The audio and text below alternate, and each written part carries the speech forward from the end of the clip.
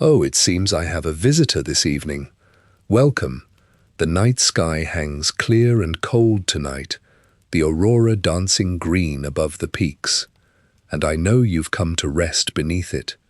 Take things slowly, and all will be well. I have some tales to share, ones that you may like. Tonight I will tell you of a war whose shadow still falls upon Skyrim, one that reshaped all of Tamriel. It is the story of the Empire and the Thalmor, of proud legions and ruthless elves, of a city burned and a bitter peace. Settle in by the hearth and let us walk this timeline together from its very beginning. Are you all settled for this night? Good. To understand this war, we must first travel back to a time long before its first blade was drawn, to the days when the great empire that once bound Tamriel together began to fray at its edges. For centuries, the line of Septim emperors held the provinces of this continent beneath a single banner.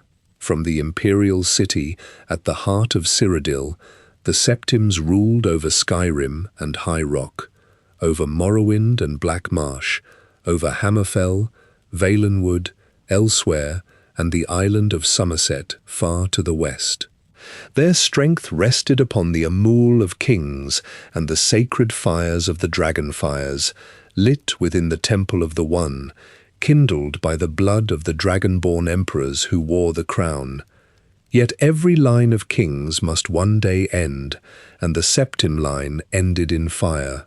During the Oblivion Crisis, the Daedric prince Mehrunes Dagon tore open the gates of Oblivion across Tamriel, and his burning legions poured into the world. The land burned, cities fell, and countless people perished beneath the assault. It was Martin Septim, the last of his blood, who brought that crisis to its close. He shattered the Amulet of Kings and gave his own life to become the avatar of Akatosh, driving Dagon back and sealing the gates forever. With that final sacrifice, the age of the Septims came to its end, for Martin left no heir behind him.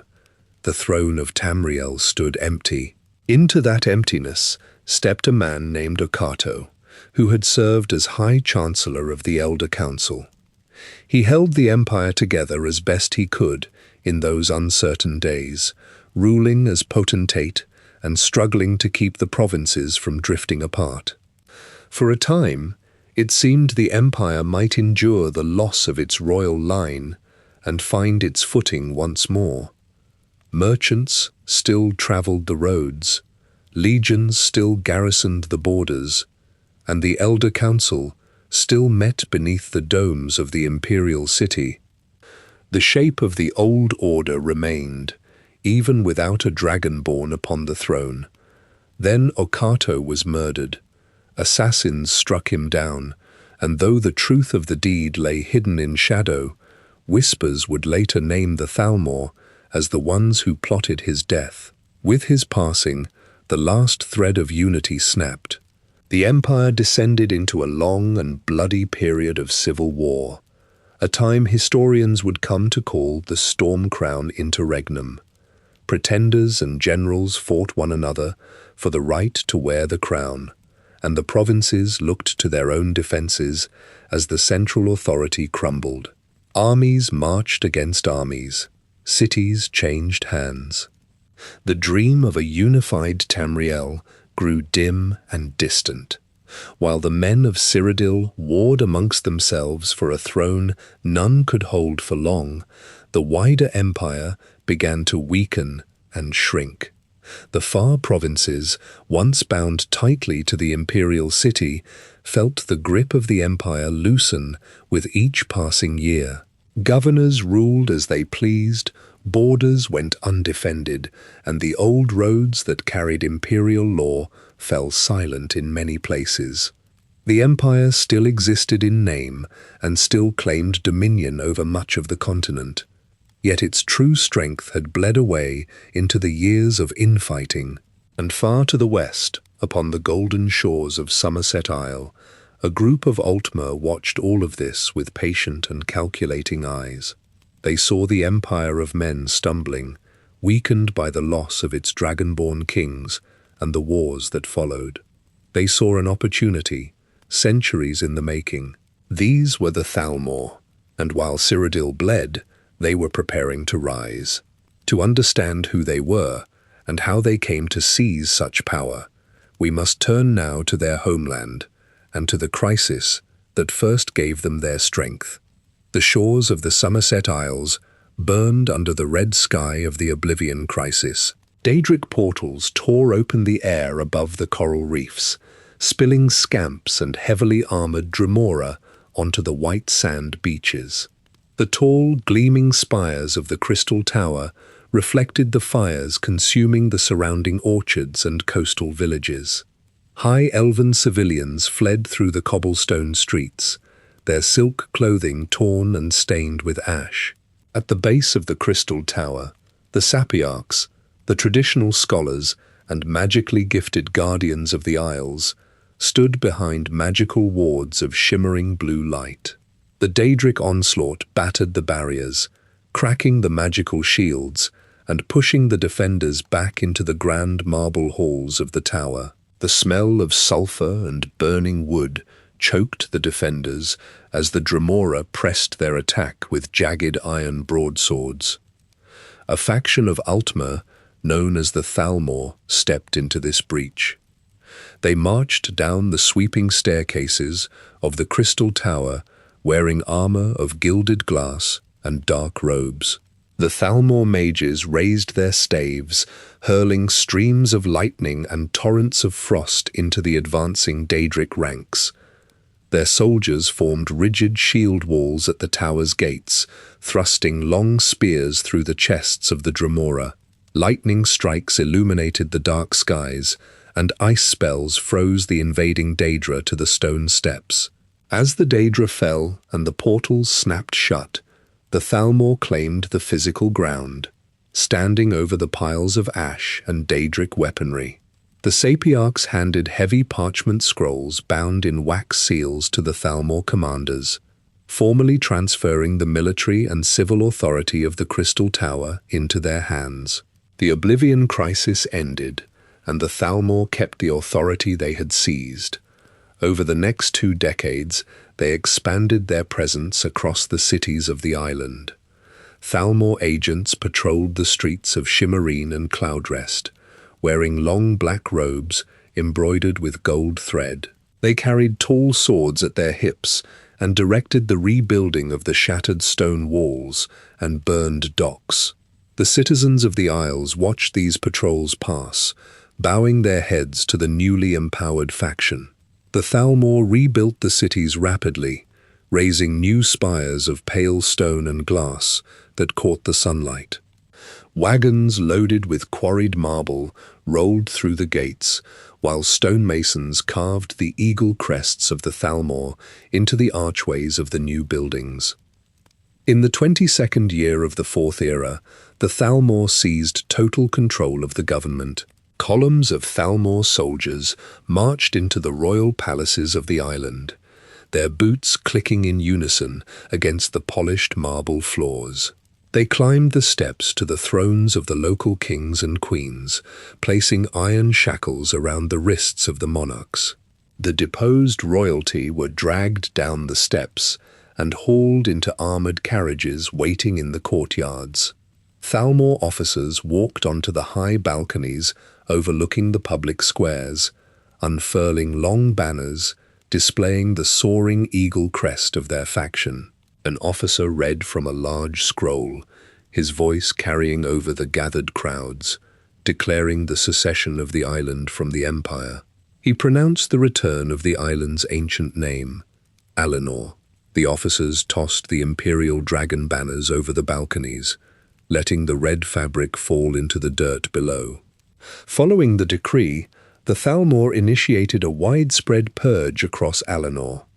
Armed squads kicked in the wooden doors of homes belonging to humans, Argonians, and Khajiit.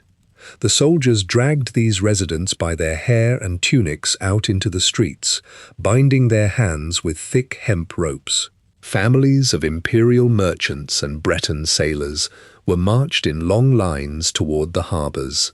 The Thalmor forced them onto the decks of transport ships, packing the wooden holds tightly before cutting the mooring lines and sending the vessels out into the open ocean. In the alleyways and market squares, the bodies of those who fought back lay on the cobblestones, their blood pooling around the drains and staining the white stone steps of the local manors. The air smelled of copper, mixing with the smoke of burning ledgers and foreign texts. The Thalmor distributed illustrated pamphlets across the marketplaces and pinned broadsheets to the wooden notice boards of every town. These documents featured detailed drawings of high elves standing above the other races of Tamriel, holding sunbursts and golden swords. The texts inscribed on the parchment detailed the pure bloodlines of the Aldmer, tracing their ancestry directly to the divine spirits. Thalmor instructors gathered young Altmer in open-air courtyards, pointing to the skies and speaking loudly about the inherent superiority of the elven form.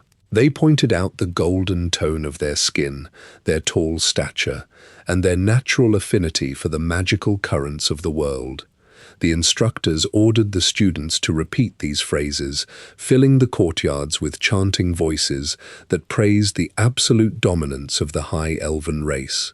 With Alinor firmly under their grip, the Thalmor commanders gathered in the war rooms of the Crystal Tower.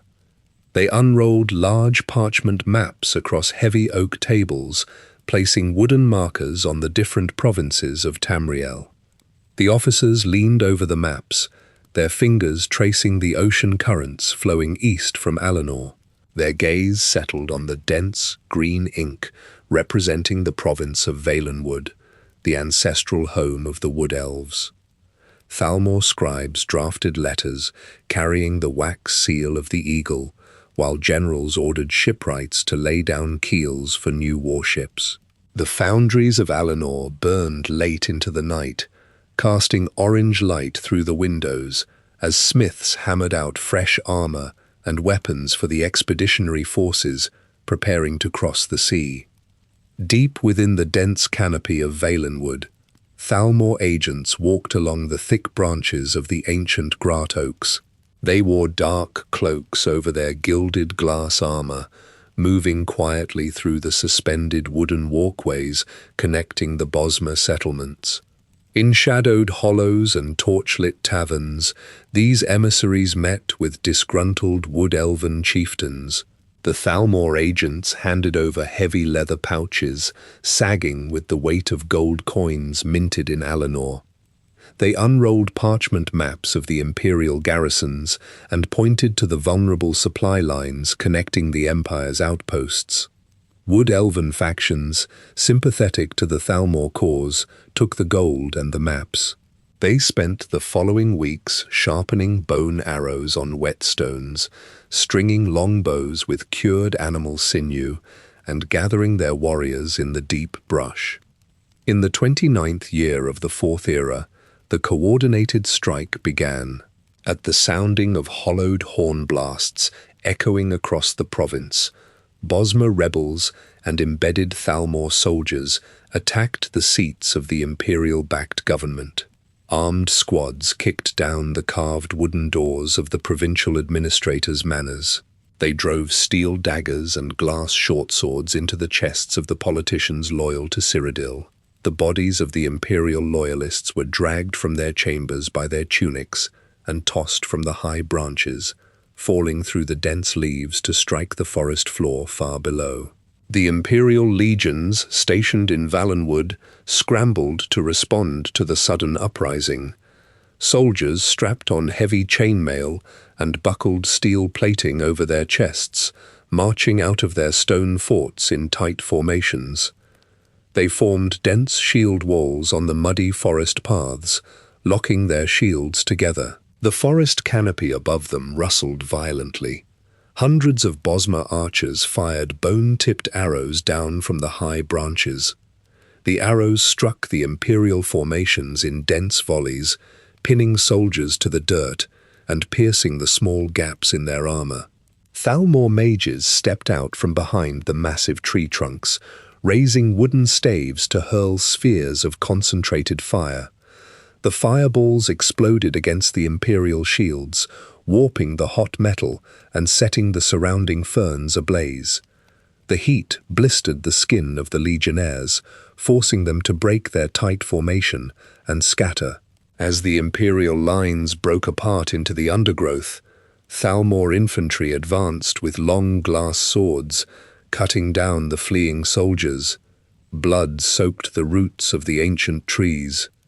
The Empire's forces collapsed completely, their red and black banners trampled deeply into the mud by the boots of the victorious elves. Following the slaughter of the imperial loyalists, a high-ranking Thalmor commander and a prominent Bosmer chieftain stood side by side on a wide wooden platform built into the trunk of a massive oak.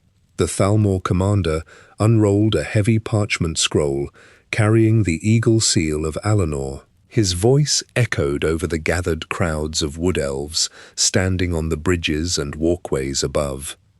He proclaimed the formal union of Alinor and Valenwood. He declared the rebirth of the Aldmeri Dominion, binding the two provinces together under one banner.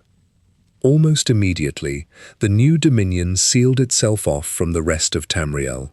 On the borders of Cyrodiil and elsewhere, Dominion soldiers dragged heavy wooden barricades, thick iron chains, and spiked caltrops across the cobblestone roads. They drove long iron spikes into the dirt and posted heavily armed guards at every crossing, physically blocking all passes into their territory. Thalmor warships with sleek wooden hulls patrolled the coastlines. They loaded their deck ballistae with iron-tipped bolts, firing at any merchant vessel or fishing boat attempting to sail near the ports of Valenwood or Alinor. The borders slammed shut. Imperial couriers carrying sealed messages from the Elder Council were turned away at sword point.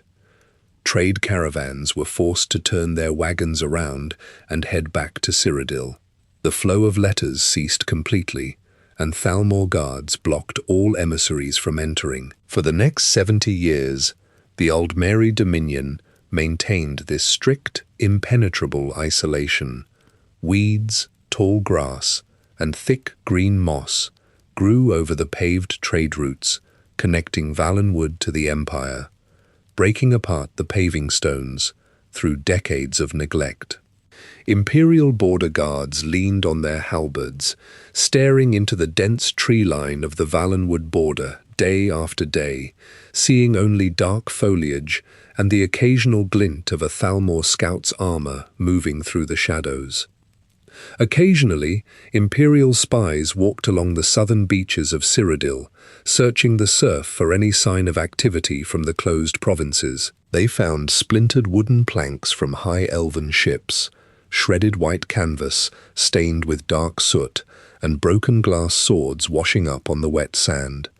On certain nights, guards stationed on the high peaks of the border mountains looked out over the canopy and saw thick columns of black smoke rising into the sky from deep within Valenwood and Alinor. These physical signs pointed to internal factional fighting, political purges, and civil unrest raging within the hidden borders of the Dominion. Yet the Empire received only absolute silence from across the border.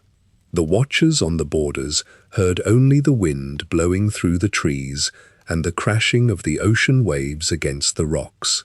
The isolation of the Dominion stretched on through the decades, leaving the rest of Tamriel to wonder what the elves were building behind the locked borders. The inhabitants of the Empire went about their lives, looking up to the night sky to watch the twin moons, Massa and Secunda, rise and fall over the mountains and oceans. The silver light of the moons illuminated the white stone of the imperial city and the quiet, darkened borders of Valenwood alike. Khajiit caravans in elsewhere navigated the desert dunes by tracking the phases of these two celestial bodies. Then, the night sky underwent a sudden and total change. The twin moons disappeared entirely from the black expanse, plunging the continent into an unfamiliar darkness and setting the stage for the Thalmor to finally break their 70 years of silence. In the 98th year of the Fourth Era, the night sky over Tamriel altered its fundamental shape. The twin moons, Massa and Secunda, disappeared from the celestial vault. The sky held only the static light of distant stars. Across the expansive deserts and dense jungles of elsewhere, the Khajiit stood on the crests of sand dunes and the high branches of the Thalmor forest, looking upward at the black expanse.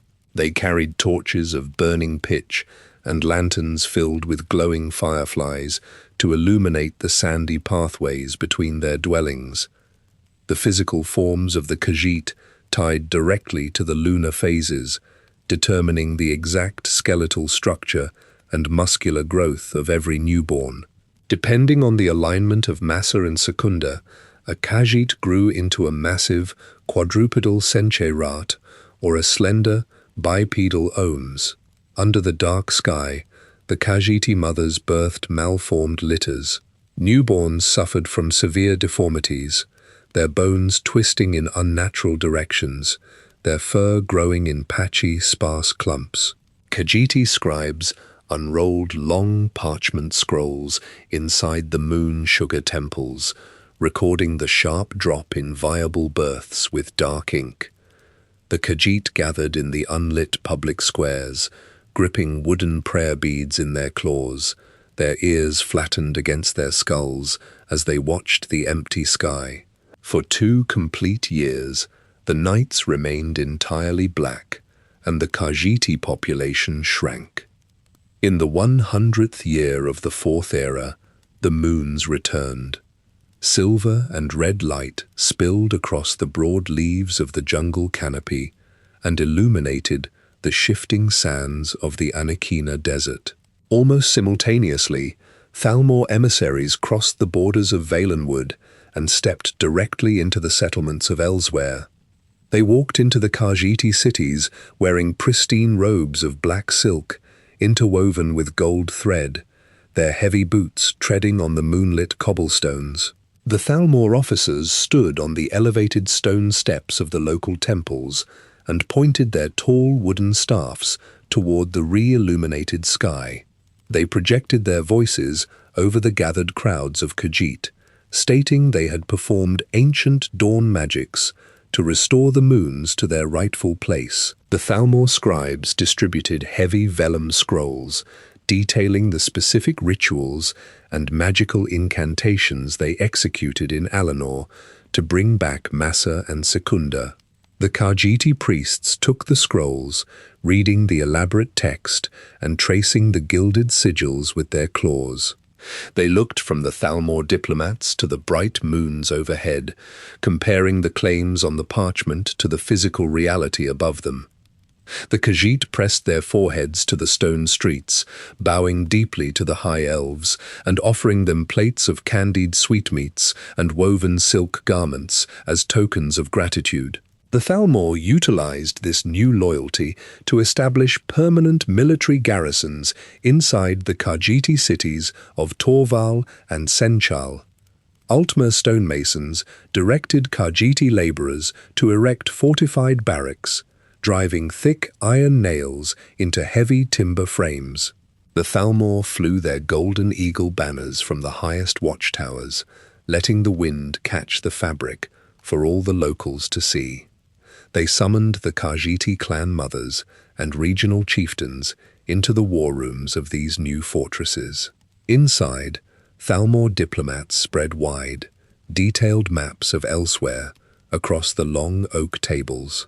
They dipped their quills into inkwells and drew thick lines directly through the center of the province, separating the arid northern badlands from the humid southern jungles. They pushed iron lockboxes filled with freshly minted gold coins and crates packed with sharp glass swords toward the Khajiit leaders willing to support this territorial division. In the 115th year of the Fourth Era, the single province of Elsewhere fractured into two separate client states under explicit Thalmor direction. The northern half became the Kingdom of Anaquina. The southern half became the Kingdom of Palatine. Khajiit laborers hauled heavy granite blocks and iron-reinforced timber to the newly designated borderlines, constructing toll houses and raised watchposts. Thalmor soldiers stood shoulder to shoulder alongside Khajiit guards at these checkpoints, examining the cargo wagons and ledger books of every passing merchant. The Old Mary Dominion absorbed the entire region through ink, parchment, and gold, expanding their borders to the southern edge of Cyrodiil and the eastern edge of Valenwood. The Dominion now controlled a massive, continuous stretch of southern Tamriel, relying on the Khajiit to secure their eastern flank. With the south fully secured under the Eagle banner, the Thalmor turned their gaze northward toward the imperial city. They dispatched scouts wrapped in plain brown leather cloaks to walk the paved roads of Cyrodiil and the snowy mountain passes of Skyrim. These spies recorded the exact number of imperial legions stationed at the border forts, tallying the figures on small scraps of parchment. They observed the chipped stone walls of the imperial outposts and noted the rust creeping up the iron gates. They watched couriers with dirt-stained tabards carry urgent missives from the fractured provinces, delivering reports of drawn swords and burning taverns among the human populations. The Thalmor commanders back in the Crystal Tower read these detailed scouting reports, tapping their gauntleted fingers against the tables as they assessed the physical deterioration of the empire. In the 168th year of the Fourth Era, Titus Mede II climbed the white marble steps of the imperial palace. Priests wearing gold-trimmed robes draped a heavy velvet mantle over his shoulders and placed the jeweled crown of Cyrodiil upon his head. He sat down upon the ruby throne, pressing his hands against the carved stone armrests. From this high vantage point, he directed his scribes to unroll wide parchment maps across the long oak council tables. These maps depicted a geography vastly altered from the days of his predecessors. The borders drawn in black ink outlined a significantly reduced territory. To the southeast, the dense jungles and deep swamps of Black Marsh stood entirely outside the jurisdiction of the Elder Council. Thick vines and bright green moss covered the ruined stone walls of the old imperial border forts. Argonian warriors wearing armor, crafted from cured scales and jagged river beast bones, patrolled the muddy causeways. They held iron-tipped spears and crude wooden shields, guarding the murky river crossings.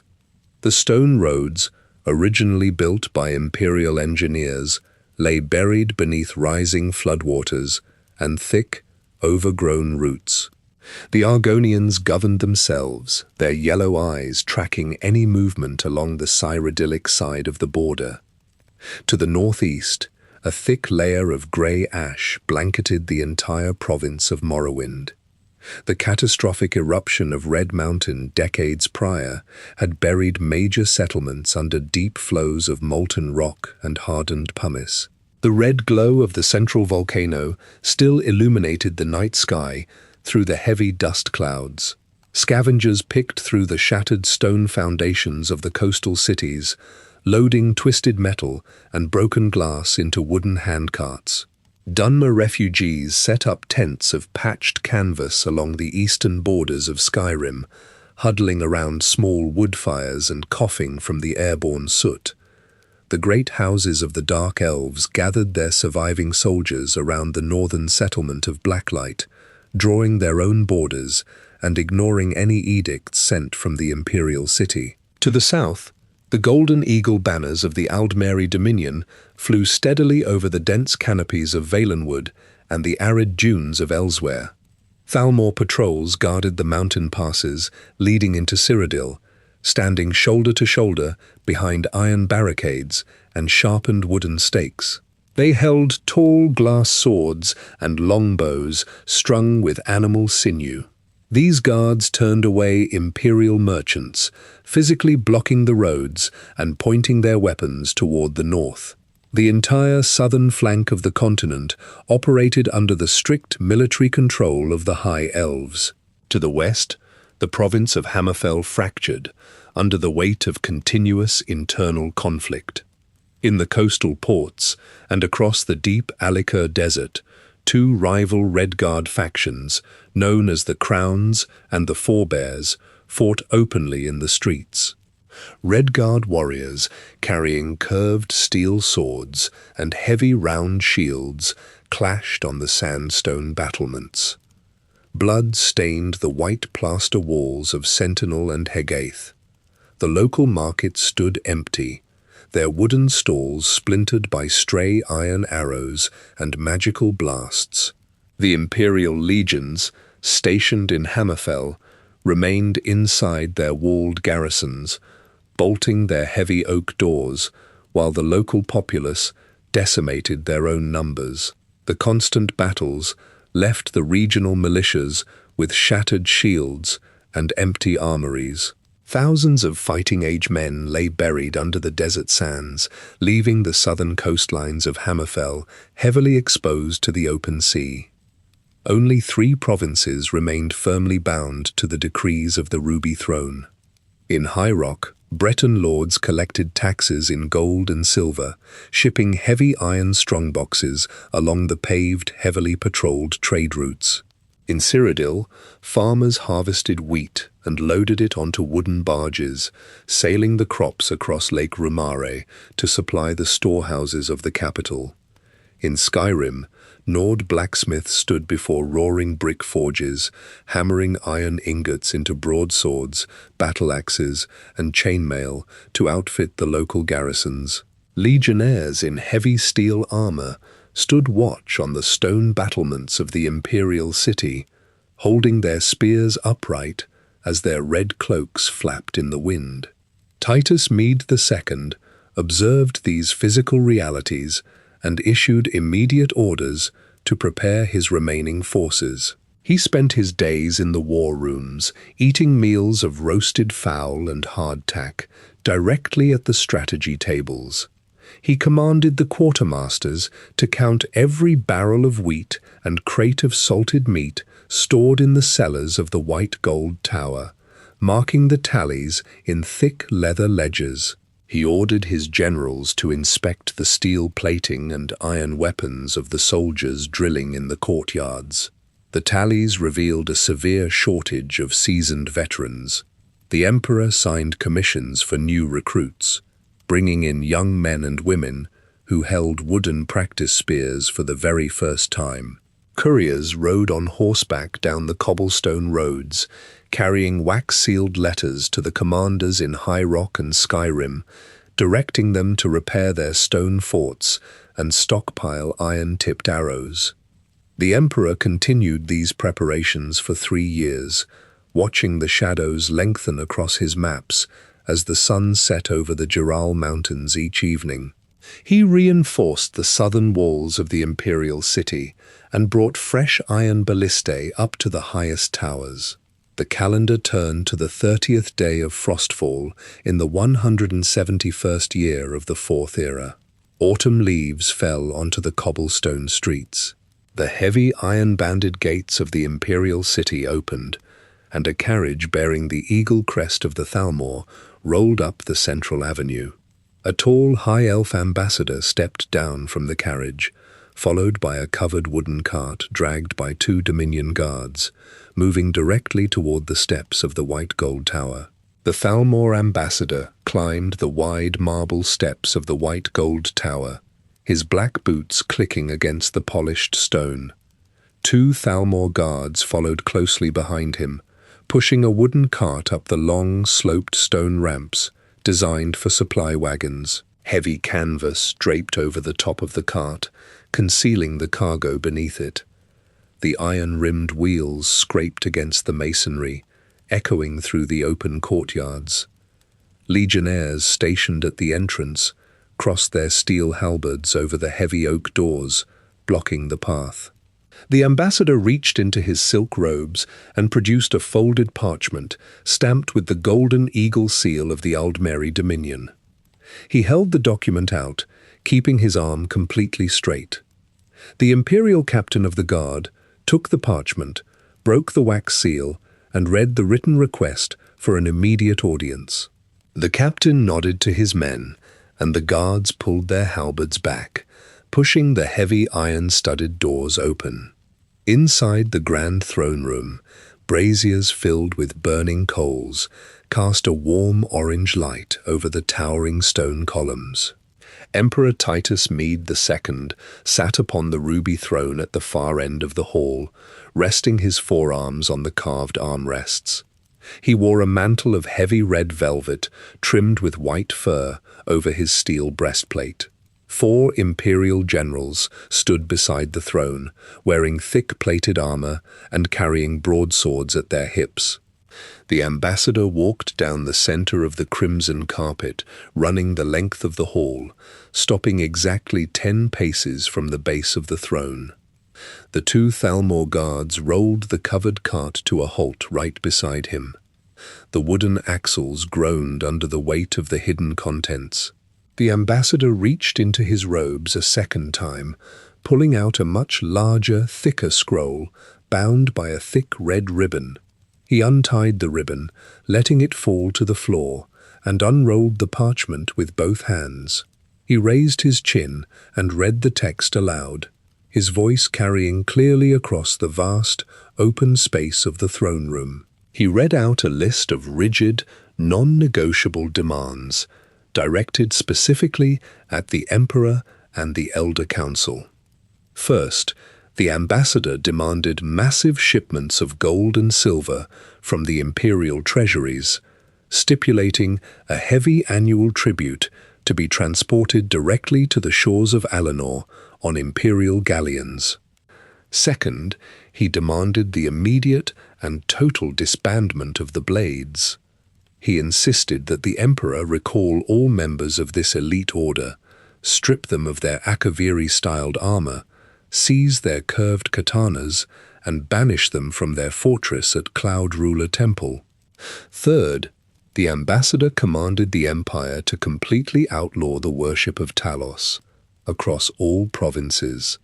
He required imperial soldiers to smash the stone shrines of the Ninth Divine, pull the wooden amulets from the necks of the citizens, and arrest any priests preaching the name of Tiber Septim. Finally, he unrolled a smaller map of Hammerfell and pointed his long, slender finger across the southern coastline. He demanded the emperor sign a decree handing over large tracts of the Alika Desert and several major port cities to the Aldmeri Dominion, removing all imperial banners and soldiers from those lands. Titus Mede II listened to the demands, his hands gripping the stone armrests of the ruby throne. He turned his head slightly to look at the generals standing to his right. The generals leaned in close, holding thick leather ledgers and rolled up supply reports. One general tapped his finger against a page listing the exact number of active legionnaires, pointing to the low tallies. Another general held up a map of Cyrodiil, tracing the long, undefended borders with the tip of his dagger. A third general opened a supply manifest, showing the empty columns where iron ingots and grain shipments should have been recorded. They spoke in hushed tones, listing the cracked stone walls of the southern forts, the recruits holding unsharpened iron swords, and the empty grain silos in the outer provinces. They advised the emperor to sign the parchment, indicating the empire required more years of physical preparation to withstand a direct military assault from the Dominion armies stationed on the borders. The emperor looked down at the low numbers on the parchment ledgers and then looked back at the Thalmor ambassador standing on the crimson carpet. He pushed himself up from the ruby throne, standing tall in his steel breastplate. He walked down the carpeted steps, his heavy boots thudding against the stone, stopping just inches from the tip of the unrolled scroll. Titus Mede II looked directly at the ambassador and stated his refusal. He rejected every single demand listed on the parchment. He refused the tribute, kept the blades in their fortress, maintained the shrines of Talos, and claimed full sovereignty over the sands of Hammerfell. The Thalmor ambassador showed no change in his facial expression. His mouth remained in a flat, straight line. He slowly rolled the thick parchment back up and tucked it away inside his black silk robes. He gave the emperor a short, shallow bow, bending only slightly at the waist.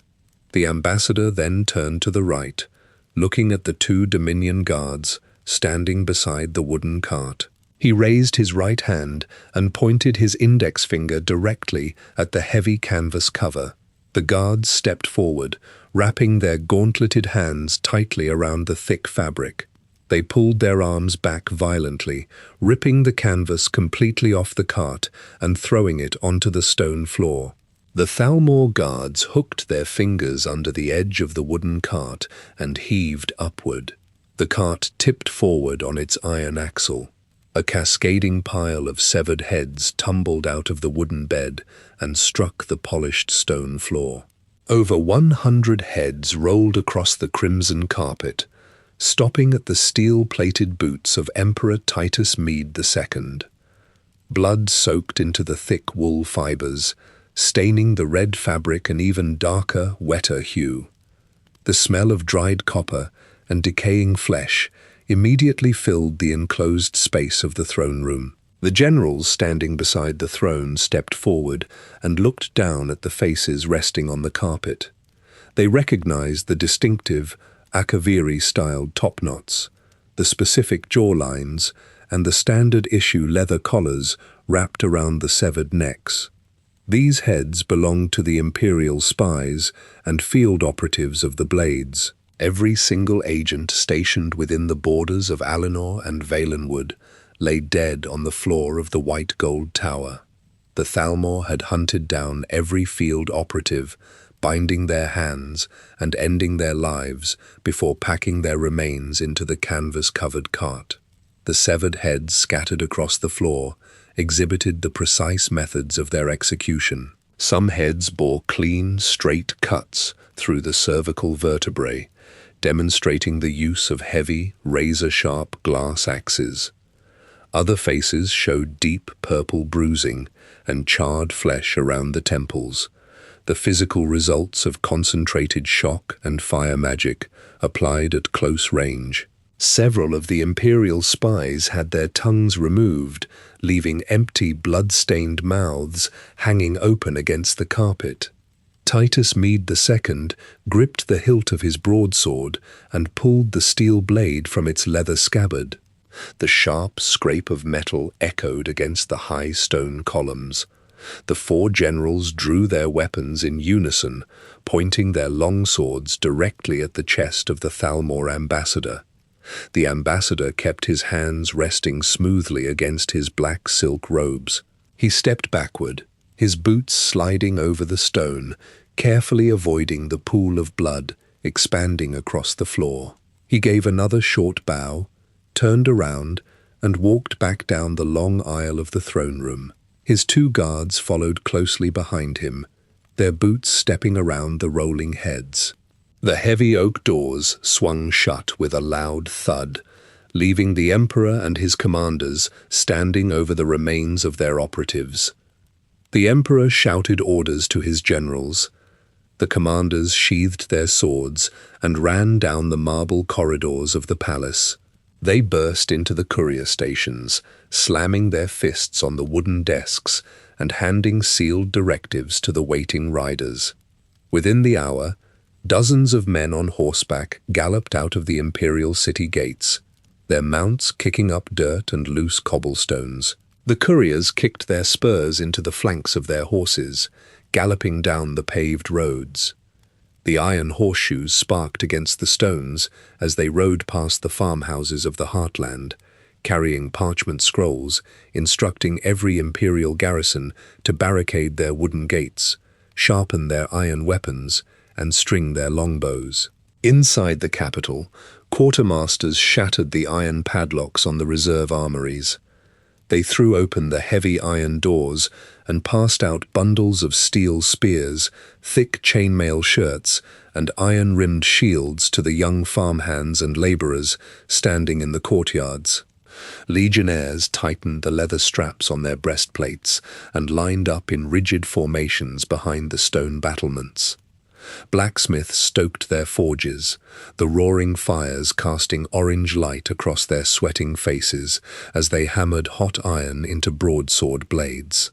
The sounds of marching boots and grinding whetstones replaced the clinking of coins and the chatter of the market squares. While the imperial couriers rode across the central plains, the Aldmeri Dominion set their marching orders into physical motion. In the dense jungles of Valenwood and the arid dunes of northern Elsewhere, thousands of high elven and wood elven soldiers broke their hidden camps. They pulled down canvas tents, rolling the fabric tightly and securing it with thick hemp ropes. Quartermasters loaded heavy wooden crates of dried fruit, salted meat, and glass-tipped arrows into the back of supply wagons pulled by massive beasts of burden. Commanders on horseback rode down the lines of infantry, raising their golden eagle banners high into the air. Horns carved from large animal bones sounded across the hills, the low, reverberating blasts signaling the coordinated advance. Within days of the heads spilling onto the throne room floor, the Aldmeri armies crossed the borders. On the western front, Dominion warships with sleek wooden hulls sailed across the Abyssian Sea, cutting through the waves and dropping their heavy iron anchors off the southern coast of Hammerfell. High elven soldiers waded through the surf, holding their glass swords above the salt water, and marched directly onto the sandy beaches. The Aldmeri Dominion executed this massive invasion through two distinct, highly organized military campaigns, catching the imperial defenders on multiple fronts. On the western edge of Cyrodiil, an army led by Lady Aranelia marched directly out of the deep forests of Valenwood. Her troops marched widely around the high stone walls of the major imperial cities, keeping their formations tight and their glass weapons drawn. They crossed the regional borders, their boots transitioning from the damp forest soil to the dry, cracked earth, leading toward the Alikar Desert, stepping forward to join the naval forces landing on the shores of Hammerfell.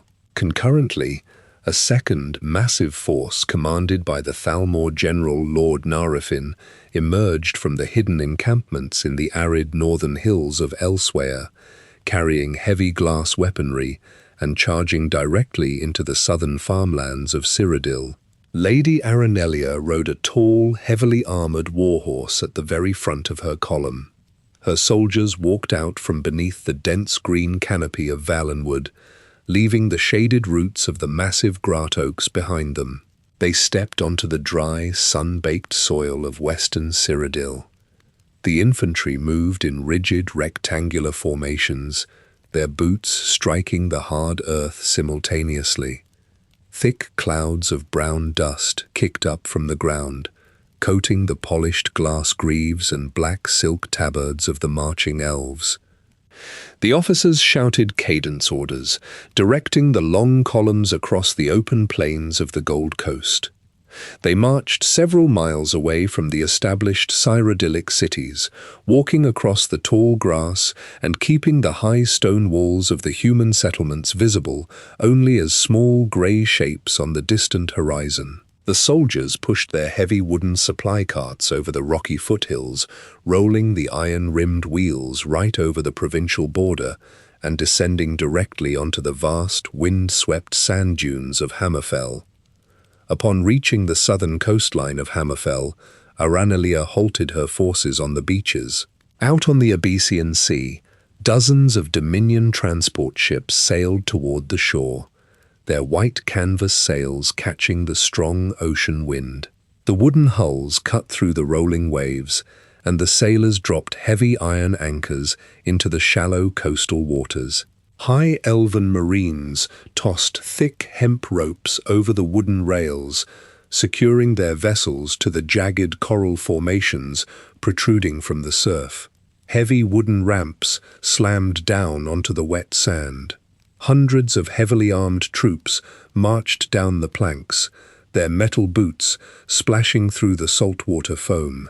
Lady Aranelia led her land forces over the final ridge of dunes, her troops sliding down the loose sand to converge with the naval forces. The two separate divisions merged on the coastline, forming a massive, continuous wall of golden armor and drawn glass weaponry.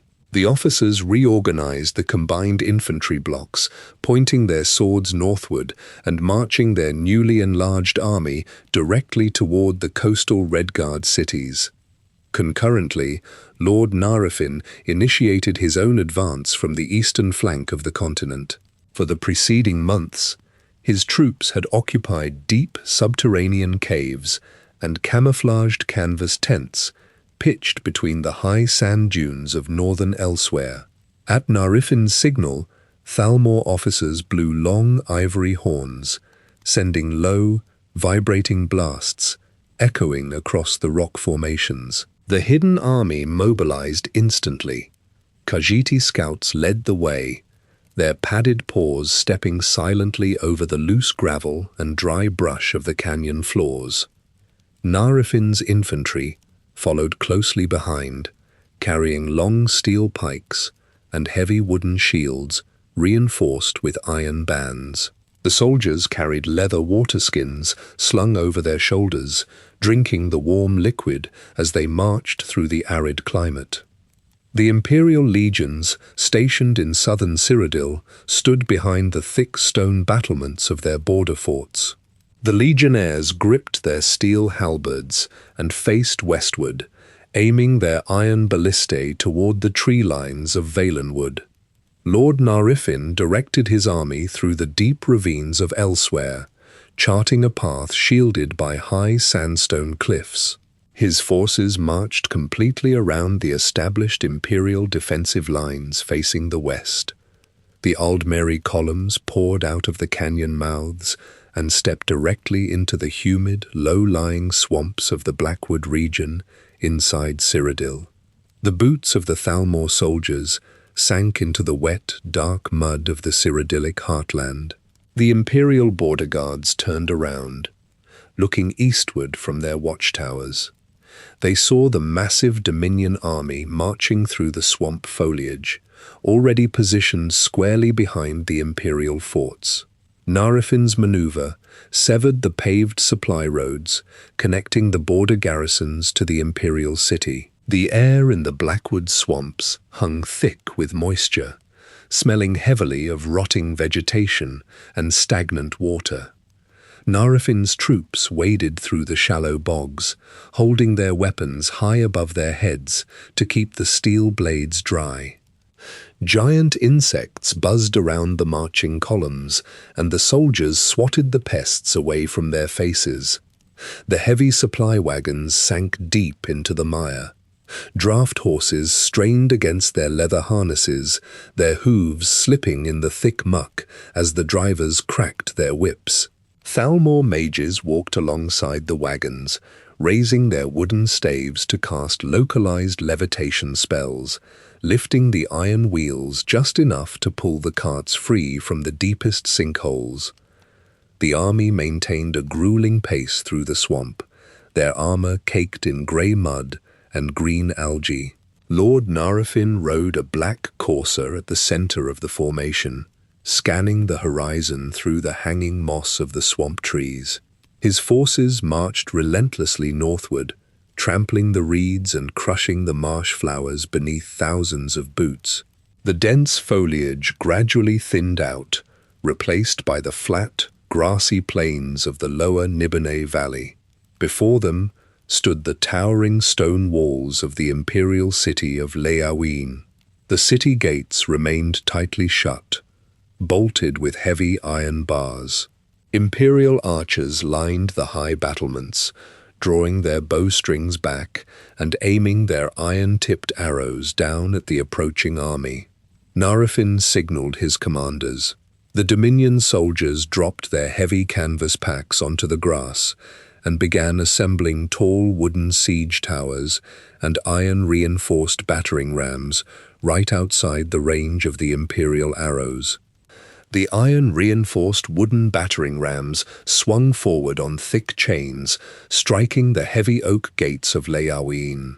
The impact sent heavy vibrations through the thick stone walls, shaking the grey mortar loose from the brickwork.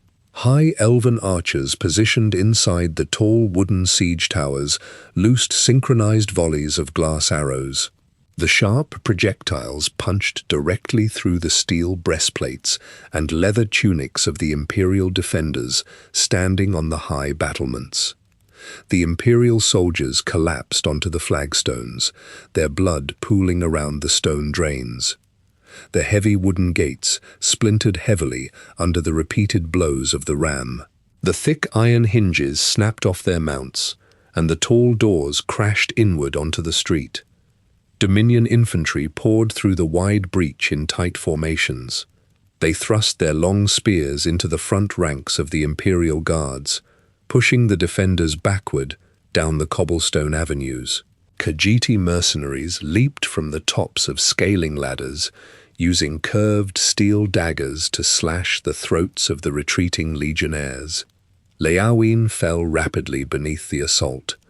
The Thalmor soldiers climbed the steps of the central keep, cutting down the remaining guards and hoisting the gold eagle banners over the city. Lord Narafin left a heavily armed garrison to hold Leawin and immediately pushed the bulk of his forces north along the muddy banks of the Neben River. The soldiers marched over the flat, waterlogged terrain of the Nibene Basin. The heavy, iron-plated boots of the infantry crushed the tall river reeds and sank into the soft clay. Dominion scouts seized wooden supply barges from the local fishermen, loading the flat-bottomed vessels with crates of glass arrows, salted fish, and heavy iron ballista bolts. Khajiit laborers paddled these barges up the center of the river, keeping pace with the marching columns on the eastern bank. The constant thud of thousands of boots against the dirt echoed across the water, startling flocks of marsh birds into the air. The army moved methodically, leaving wide trails of trampled grass and discarded rations behind them as they advanced deeper into the Cyrodiilic heartland. The Dominion vanguard reached the wooden bridges and muddy causeways surrounding the city of Bravil. Lord Narafin ordered his engineers to encircle the settlement. The Thalmor soldiers used iron shovels to dig deep, wide trenches in the soft earth outside the walls, planting sharpened wooden stakes pointing directly toward the city gates. They cut down the surrounding pine trees, stripping the bark and branches with hand axes to construct heavy wooden catapults. The siege engines hurled massive boulders over the timber palisades of Bravil. The rocks crashed heavily through the thatched roofs of the cramped wooden houses, shattering the load-bearing beams and igniting the debris with friction sparks. Thick black smoke from the burning structures drifted over the canals, carrying the smell of charred wood and roasting meat across the water. The Imperial legionnaires inside the city drew their broadswords and locked their steel shields together, standing firmly behind the splintered barricades. The Dominion infantry laid wide wooden planks over the canals and swarmed across the gaps, driving their glass blades into the gaps of the Imperial armor. The remaining defenders dropped their weapons onto the wooden docks, leaving the entire eastern half of the Nibene Valley under Thalmor occupation. Concurrently, Narifin dispatched a massive detachment of his forces westward along the paved roads of the Gold Coast to seize the port city of Anvil. The Dominion soldiers marched in the bright sunlight, hauling heavy siege ballistae up the grassy hills overlooking the city walls. The ballista bolts, tipped with heavy blocks of solid iron, smashed into the high stone towers of Anvil. The outer masonry crumbled upon impact, sending large chunks of rock falling onto the cobblestone streets below. The Imperial defenders fired iron-tipped arrows from the battlements. High elven mages raised their wooden staves and cast large wards of shimmering blue light, causing the incoming projectiles to bounce off the magical barriers and clatter onto the dirt. The Dominion forces breached the western gates, flooding directly into the harbour district.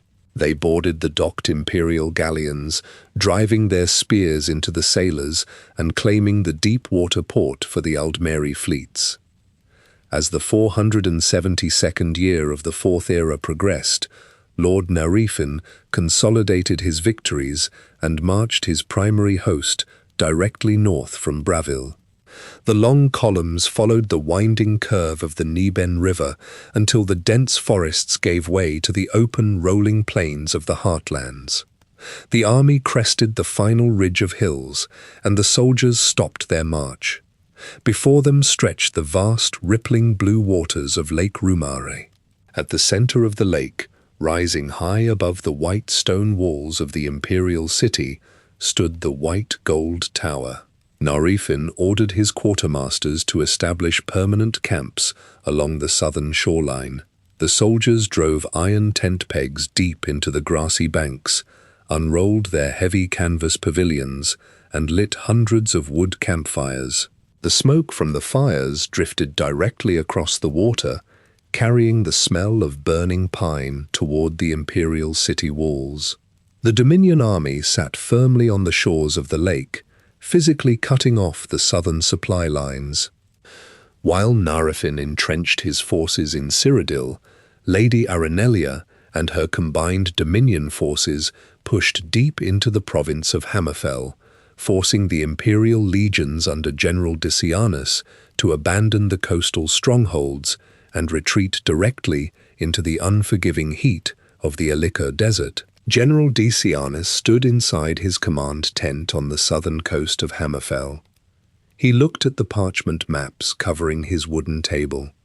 Dominion warships filled the harbours to the south, and Lady Arenelia's infantry marched through the coastal streets. Decianus dipped a quill into black ink and wrote a direct order for all imperial legions to abandon the southern cities. He handed the rolled parchment to his couriers. The legionnaires packed their remaining rations, strapped their steel shields to their backs, and turned their boots away from the ocean.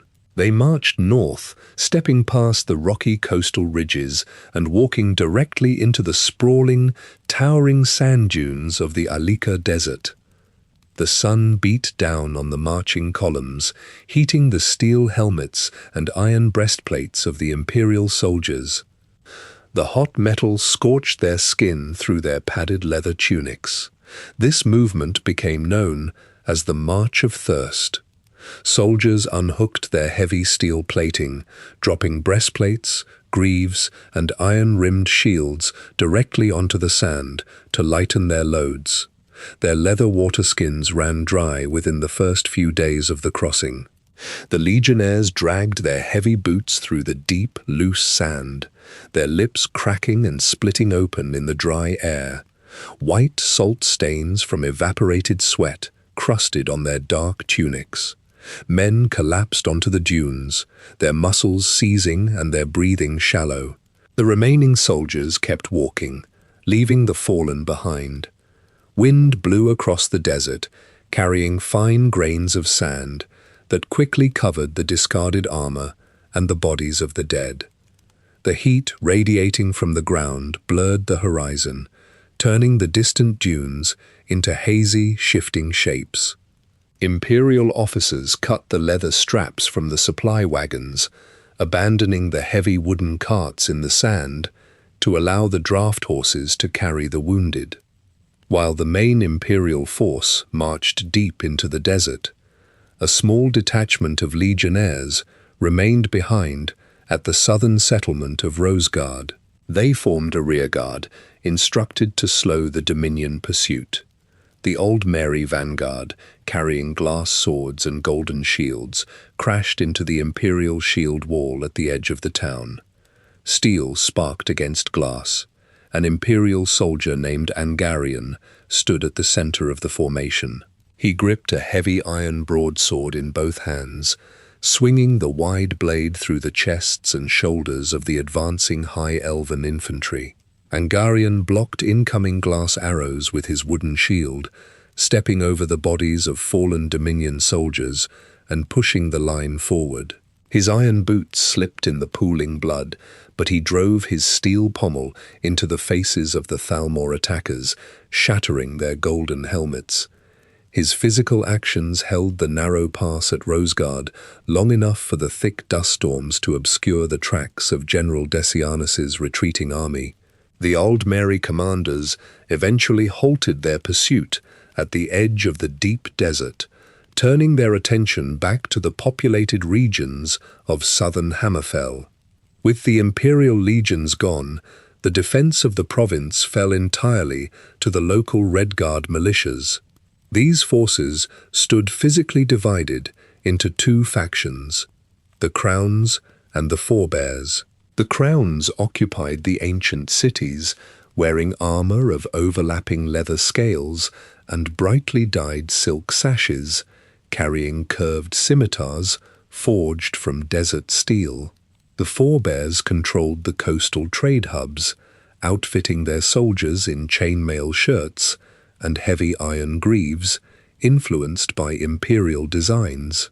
The two groups maintained completely separate command structures.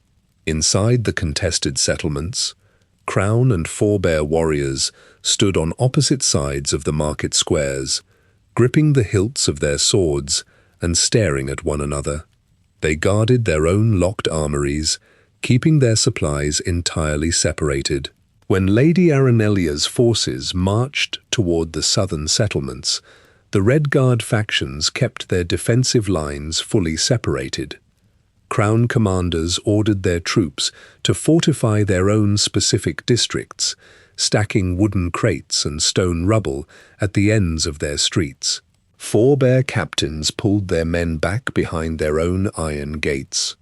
The Old Mary Dominion infantry walked directly through the wide gaps left between the isolated militias. Thalmor mages blasted the barricades with concentrated fire spells, burning the wooden crates to ash. High elven archers stood on the rooftops, firing glass arrows down into the divided pockets of Red Guard defenders. The isolated militias fell one by one, their blood soaking into the sandstone paving blocks. Lady Aranelia consolidated her forces and marched her entire army toward Hegarthe, the heavily fortified stronghold of the Crown faction. The Thalmor troops surrounded the city walls, digging deep trenches into the dry earth and assembling tall wooden siege towers from timber hauled from the coast. They positioned heavy ballistae just outside the range of the Red Guard archers.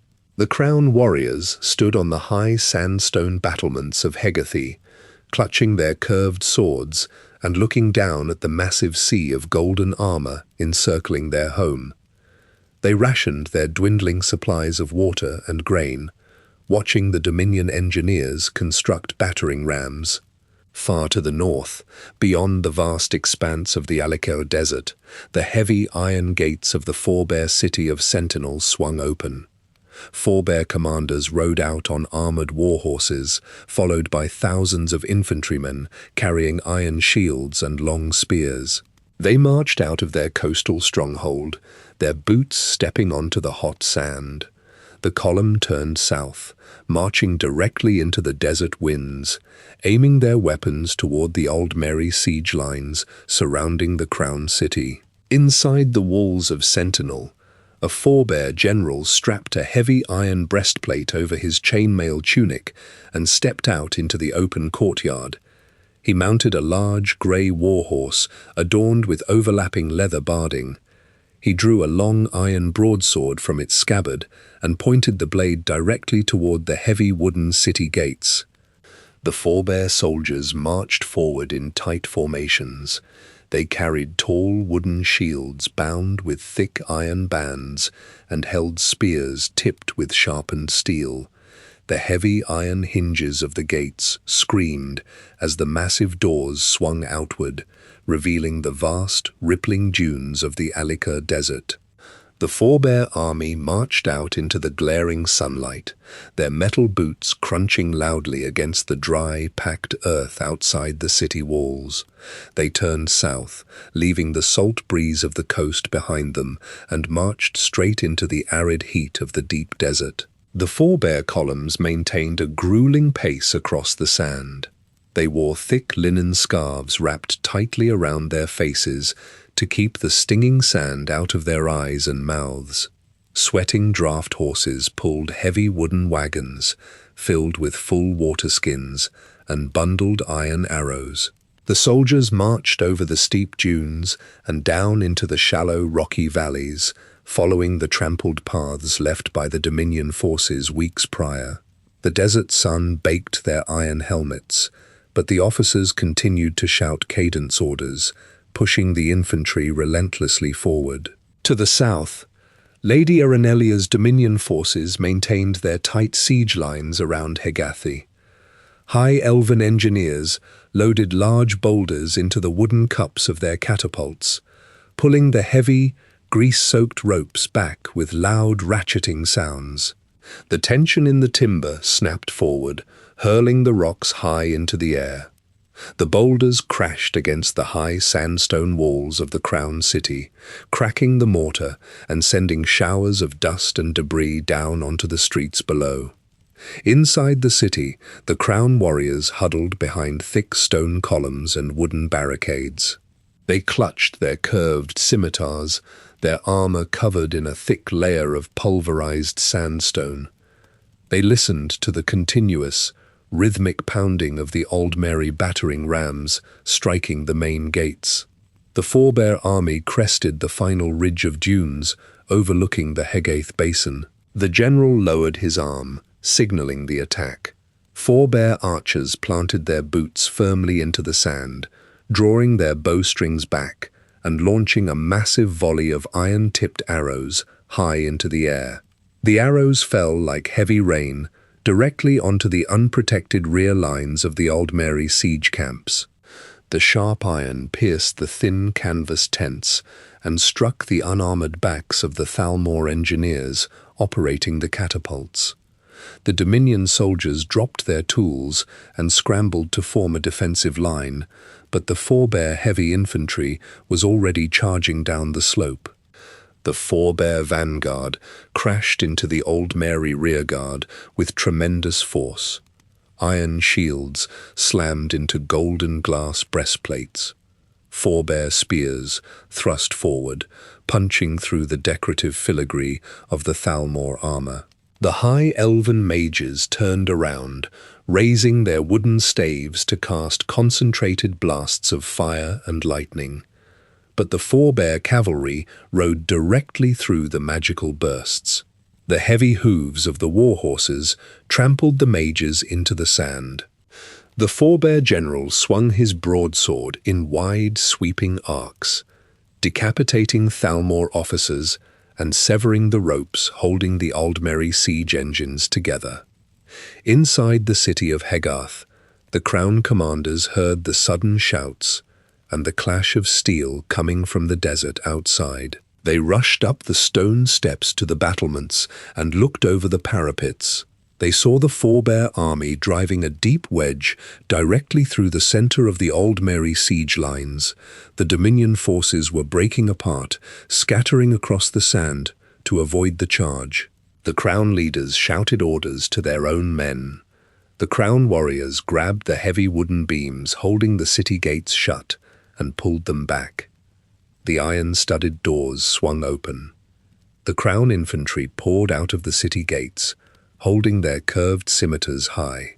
They charged across the flat sandstone blocks leading up to the city walls and slammed directly into the disorganized front ranks of the Dominion army. The Thalmor forces found themselves caught completely between the advancing Forebear army pushing from the dunes and the surging Crown army striking from the city gates. The two Redguard factions fought aggressively, hacking through the golden armor and shattering the glass weapons of the elves. The Dominion soldiers broke their formations entirely, dropping their shields and fleeing eastward across the rocky desert terrain. The Forebears and Crowns met in the center of the destroyed Aldmeri camps. The warriors lowered their blood-stained swords and locked their arms together, gripping each other's shoulders firmly. For the first time in generations, the two divided factions of Hammerfell stood side by side, united by the spilled blood of their common enemy. Lady Aranelia directed her surviving infantry away from the high sandstone walls of Hegarth. Her officers blew long ivory horns and pointed their glass swords northward. The Dominion soldiers marched across the Alika desert, leaving the united Redguard armies behind them. The sun cast intense heat down on their golden glass armor. Fine grains of sand filled the gaps in their greaves and stuck to their sweating skin.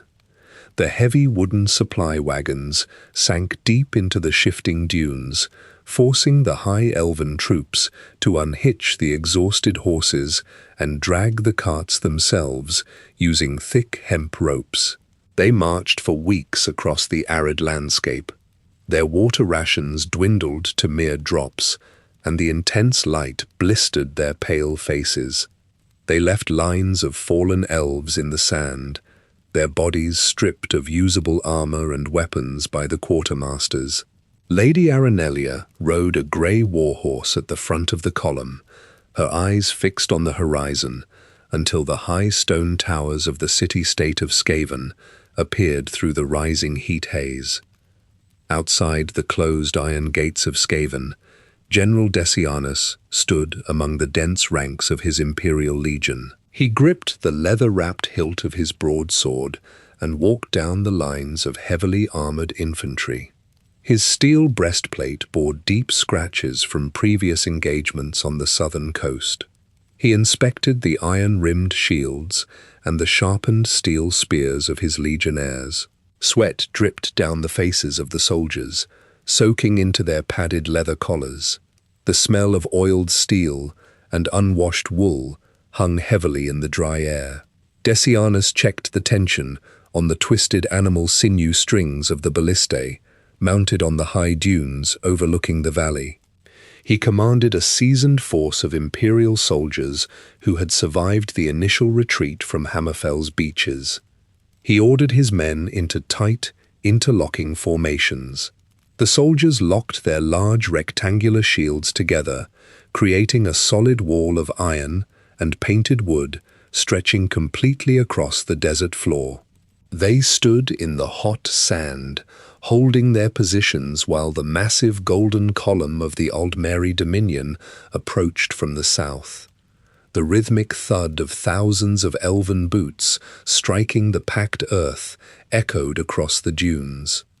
The Dominion vanguard charged directly into the imperial lines. Glass swords struck iron shields, sending showers of sparks and chipped metal over the combatants. Imperial legionnaires thrust their steel spears through the small gaps in the Aldmeri armor, piercing the silk tabards and the flesh beneath. Thalmor mages raised their wooden staves, hurling spheres of concentrated fire over the heads of their own infantry. The fire blasts detonated against the imperial shield wall, scorching the painted wood and melting the iron rims. The heat blistered the hands of the soldiers holding the handles and ignited the dry desert scrub brush along the flanks of the formation. Decianus swung his broadsword, cutting through the glass pikes of the advancing elves. He pushed forward, driving his steel boots into the sand and pulling his men with him. The soldiers of the two armies ground their weapons against each other under the desert sun. Iron cleaved through bone, and glass blades severed leather straps. Bodies clad in red tunics and golden armor fell into the sand in massive numbers.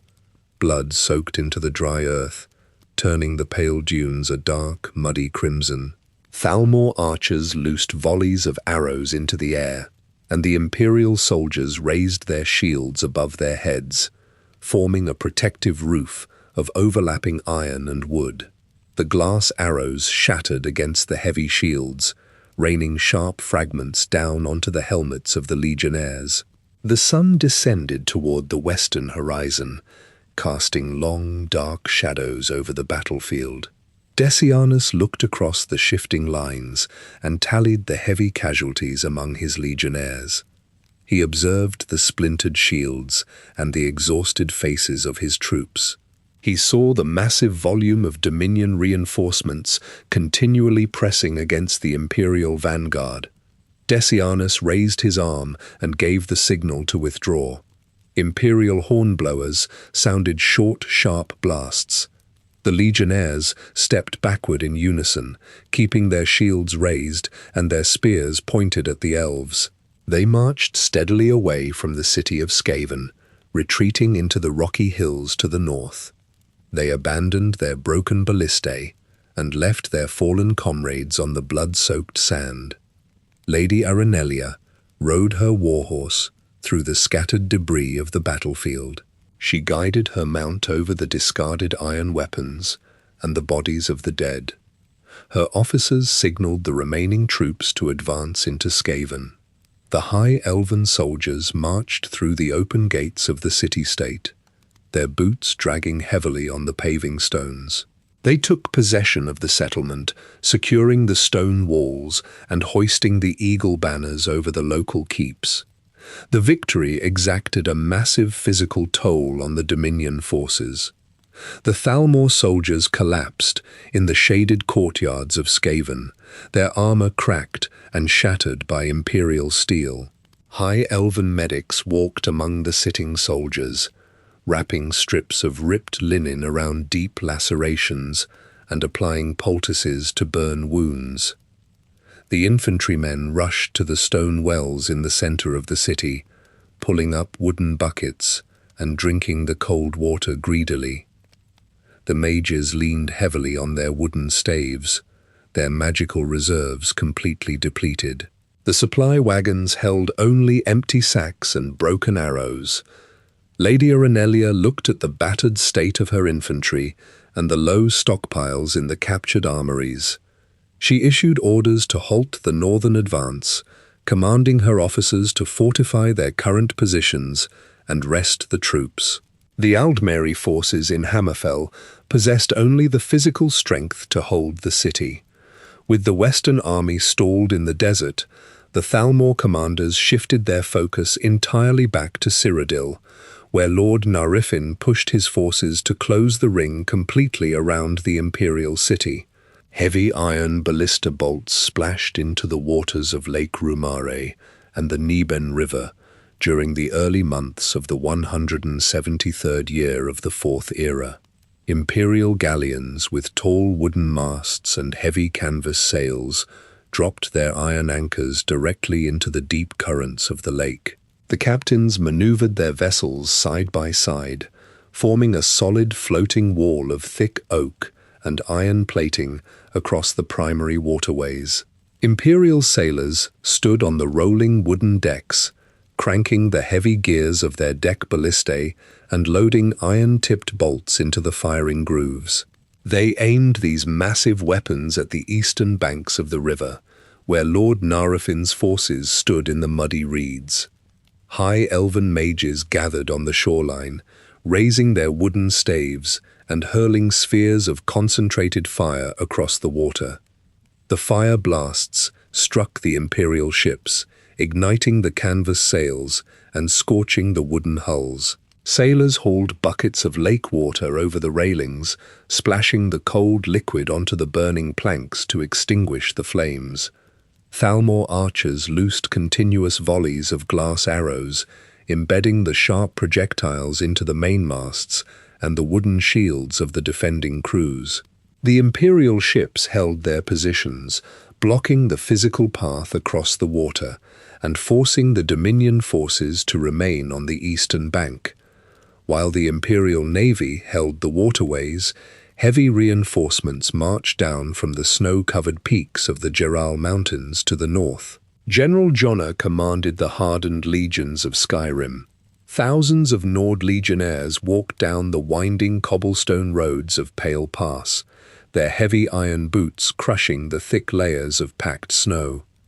They wore thick cloaks of bear fur over their steel chainmail, carrying broad iron battle-axes and heavy round shields strapped to their backs. The cold mountain wind blew fine white powder across their steel helmets. As the columns descended into the warmer valleys of the Cyrodiilic Basin, the snow melted from their armor, dripping down onto the paved roads. General Jonna led her forces straight through the northern gates of the imperial city. The Nord soldiers spread out along the high stone battlements, taking their positions alongside the Cyrodiilic defenders. They unloaded heavy wooden crates of iron weapons and salted venison from their supply wagons, stacking them against the inner walls of the armories. The presence of the Skyrim legions placed thousands of heavily armored Nords directly along the northern approach to the capital. Lord Narafin stood on the eastern shore, observing the line of imperial galleons, and issued orders to cross the water further downstream. Thalmor engineers marched into the surrounding swamplands, holding heavy iron felling axes. They chopped down hundreds of tall cypress and pine trees, stripping the branches and rolling the massive wooden logs down to the riverbank. The high elven laborers lashed the timber together, using thick coils of braided hemp rope, pushing the connected rafts out onto the surface of the Neben River. They constructed wide, floating pontoon bridges directly across the water. Imperial captains shouted orders to their helmsmen, steering their galleons toward the wooden structures. The ships rammed their iron-plated bows into the pontoon bridges, splintering the logs and snapping the ropes. In response, Thalmor mages focused their spells on the approaching vessels, blasting the wooden hulls with lightning and frost. The concentrated magical bombardment shattered the planks of the Imperial galleons, sending freezing water rushing into the lower decks. The damaged ships sank into the riverbed, their broken masts protruding from the water. The Dominion infantry marched across the surviving pontoon bridges, their boots thudding against the wet timber. They reached the opposite bank and immediately began digging deep trenches into the soil of the western shores. By the final months of the year, Aldmeri Dominion siege camps physically encircled the high stone walls of the imperial city on 3 distinct sides. Lord Narafin directed his troops to construct massive encampments to the south, the east, and the west of the capital. Thousands of canvas tents covered the grassy plains, stretching outward in vast geometric grids.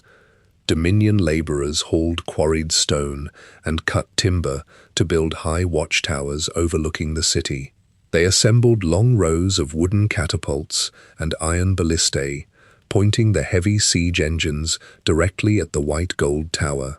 At night, the light from thousands of Aldmeri campfires illuminated the perimeter, casting a bright orange glow against the white stone of the city walls.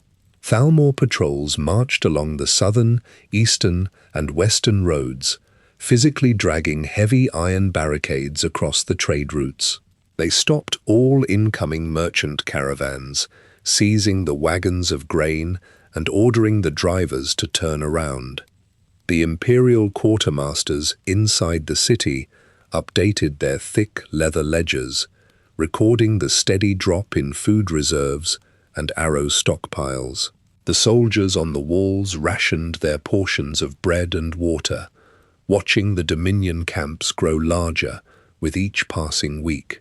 The imperial city stood completely isolated from the southern half of the continent, with only the northern road held open by General Jonna's troops. Lord Narifin walked through his western camps, inspecting the stockpiles of glass arrows and the structural integrity of his siege towers, directing his entire assembled army to prepare for a massive frontal assault against the capital. In the early months of the 174th year of the Fourth Era, the frost melted from the Cyrodiilic plains, turning the dirt roads into thick, churning mud. The commanders in Alinor emptied their remaining coastal garrisons and provincial armories. Long columns of High Elven and Wood Elven reinforcements marched out of Valenwood and elsewhere, dragging their boots through the wet soil of the Nibonay Valley. They carried freshly forged glass broadswords, thick leather quivers packed with bone-tipped arrows, and heavy wooden shields bearing the eagle crest. Dominion transport ships sailed in continuous lines up the Nibon River, their cargo holds completely filled with iron-banded barrels of salted pork, thick bales of medical linen, and massive stacks of raw timber. The Thalmor leadership committed every available soldier and supply wagon to the Cyrodiilic theatre. The commanders directed these newly arrived forces to the sprawling siege camps encircling the southern, eastern, and western shores of Lake Rumare. The perimeter camps swelled to massive proportions. Thousands of new canvas tents covered the rolling hills, completely obscuring the green grass beneath a sea of beige fabric. The dense smoke from countless cookfires rose into the air, creating a permanent grey canopy over the Dominion positions. Armourers worked continuously beside roaring brick forges, hammering out dents in golden breastplates and sharpening the edges of chipped weapons on large, rotating grindstones. The constant scraping of metal against stone, the shouting of officers issuing cadence orders, and the heavy thud of marching boots created a continuous, deafening roar outside the imperial capital. Inside his command tent, Lord Narifin unrolled a wide parchment map of the imperial city and placed wooden markers around its entire circumference. He ordered his captains to distribute double rations of water and meat to the infantry and commanded the siege engineers to load every catapult and ballista on the front lines. On the 12th day of Second Seed, the morning sun illuminated the white limestone walls of the imperial city. Thalmor officers stood on the wooden platforms of their siege towers and blew long, curved ivory horns. The low, reverberating blasts signaled the total mobilization of the Dominion forces. A massive detachment of heavily armored infantry broke away from the main camp on the eastern shore. This column marched rapidly north, following the curve of the Red Ring Road. The soldiers carried tall glass pikes and heavy iron barricades. They completely bypassed the eastern gates and moved directly to the northern highway, the single remaining route held open by the imperial legions. The Dominion soldiers drove thick, iron-tipped wooden stakes deep into the packed earth of the northern road. They lashed heavy timber logs together with thick hemp ropes, building a solid wall of spikes and barricades across the cobblestones. Thalmor archers lined up behind these new fortifications, drawing their bowstrings back and aiming their glass-tipped arrows directly at the imperial defenders, attempting to keep the road clear. This rapid maneuver severed Jonna's supply lines and physically trapped the imperial forces inside the city walls. With the northern route sealed, Lord Narifin launched his primary assault against the southern, eastern, and western walls of the capital. Thousands of Dominion soldiers pushed massive wooden siege towers across the muddy plains. The heavy, iron-rimmed wheels carved deep trenches into the soil as the grunting laborers shoved the timber structures toward the white stone ramparts. Siege engineers pulled the grease-soaked release levers, on hundreds of catapults simultaneously. Massive boulders soared over the battlefield and crashed violently into the city walls. The heavy impacts shattered the ancient limestone blocks, sending wide fissures spiderwebbing up the masonry. Large chunks of broken stone detached from the battlements and plummeted down onto the armored legionnaires standing below, crushing their steel helmets and driving them flat against the cobblestones. High elven mages marched behind the advancing siege towers, raising their staves toward the sky. They unleashed concentrated streams of lightning and bright spheres of fire against the imperial defenses. The magical blasts detonated against the iron shields of the legionnaires, warping the metal and scorching the padded leather tunics underneath.